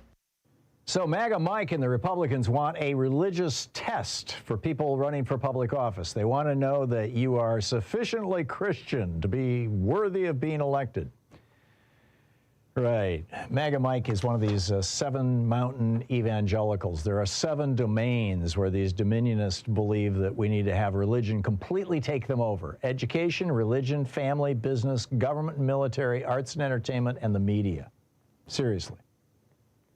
This is not what Jesus was preaching when he said, give unto Caesar what is Caesar and unto God what is God's. This is the opposite, in fact, of what Jesus was teaching. It's the opposite of Matthew 25, where Jesus said the only way to get to heaven is by feeding the hungry, healing the sick, helping the poor. This is counter-Christian, anti-Christian, in fact. In fact, I think you could say it is the Antichrist's work. There's a piece about it over at HartmannReport.com. Check it out. Go back 9 minutes before the hour, picking up your calls here. Brett in Milwaukee. Hey, Brett, what's up? Hey, Tom, thanks for taking my call. Hey, I'm calling in regard to CJ's call. There's a couple of things in there that struck me. Number one, he flat out lied to you. And number two, he's being very disingenuous. Okay. The first thing is, I listen to Civic Media all day long. He said they're censoring his calls. I can guarantee you, they are not censoring his calls. We hear from him every day. What happened the other day was he had called once, sent a text they read, and then he called back again, and they debated whether to hear from him again. Yeah, we have a 1 call a week rule on this show. I mean, most shows either have that or 1 call a day rule. So, yeah. Right. Interesting. Right, but he gets on. I hear him on the radio at least sometimes 3 times a day on each show. Okay. Yeah, but now that was where he was lied to you. The disingenuous part is he stood there and preferenced his comments about explaining what a tragedy it was that this young woman was killed, which it is. But that doesn't reflect what he said the other day. He called into John and Gordy's show and specifically said, well, guys, you interfere with the cops, bang, you're dead. Just matter-of-factly like that. Wow. So when people lie, I just want to push back. on every lie I hear. Okay. Well, Brett, thank you for the public service. Okay, have a appreciate good the one. call. Take care, Tom. You too, Brett. Jonathan in Portland. Hey, Jonathan, what's up? Hi, Tom. People should know that shootings that, like what happened to Renee Good, have been taking place at least since 2013. And we know this because the U.S. Customs and Border Protection commissioned their own report. It was actually done by the Police Executive Research Forum. And they found two important things. The first, they found that it was CBP's policy to put their agents deliberately in front of a vehicle to create justification for the use of deadly force. That's the precise wording in the report, to create justification for the use of deadly force. And the other thing they point out in the report is that the people involved who were killed pose no threat at all. Yeah. And this has been going on for a long, long, long time. Yeah. No, I'm familiar with that report. There's a great article about it on dailycoast.com today, if it hasn't scrolled off already, summarizing that. So, yeah, you're absolutely right, Jonathan. Excellent point. And, so my only point would be that, you know, we're all upset about Trump, and, you know, justifiably so, but keep in mind that, you know, I think it's sadly more a matter of style than substance. You know, the Republicans love to wear the cruelty on their sleeves, and the Democrats, you know, maybe weren't so keen on admitting all of this. But this was all happening under Obama. The CPB stuff down on the border. All of it. Yeah, yeah. No, I'm familiar with that, yeah. And, yeah, Obama was, I mean, you know, they called him the deporter-in-chief. He was running a pretty rough operation. Jonathan, thank you. Thanks for the call, and thanks for pointing out, you know, reality is important. Pat in St. Louis, Missouri. Hey, Pat, what's up? Hi. Two things. One is making calls to the Capitol is really important. I agree. It's not so much what you say, it's your number. And so I try to add my number every week, most weekdays, to that number so that whoever else is calling, it's added to it. It's important. Yep. So anyway, there's that. We're all backstopping each other, yep. Right. And then the other point was earlier today someone called and they were talking about Sasha Riley. And 2 days ago there was tapes released. This is a male. And so anyway, you kind of poo-pooed it as if it was just rape. It was rape of a male, and MAGAs will look at that as something completely different. Is it credible, Pat? Well, you didn't question that earlier. No, I didn't. I was unfamiliar with it. I'm still largely unfamiliar with it, so I can't, you know, that's why I haven't spoken to it. But the idea of Donald Trump raping a man or a boy strikes me as unusual, unlikely. Well, there's pictures of him with young men, so it's not that unlikely. Okay, Pretty all right. perverted. Yeah, I guess so. Thanks a lot, Pat. I'm not positive that it's true. But, no, I get it. I got to run, Pat. Thanks for the call. And thanks for being with us today. We'll be back tomorrow, same time, same place. In the meantime, don't forget, democracy is not a spectator sport. It requires all of us, or it doesn't work. It's not a democracy. So get out there, get active, tag you're it. Make sure your voter registration is intact, particularly if you live in a red state. Check it every single month over at vote.org. And have a great afternoon. Be safe. Stay careful. Be good to yourself and the people around you. I'll see you tomorrow. You've been listening to Thom Hartmann. For audio and video archives, visit thomhartmann.com.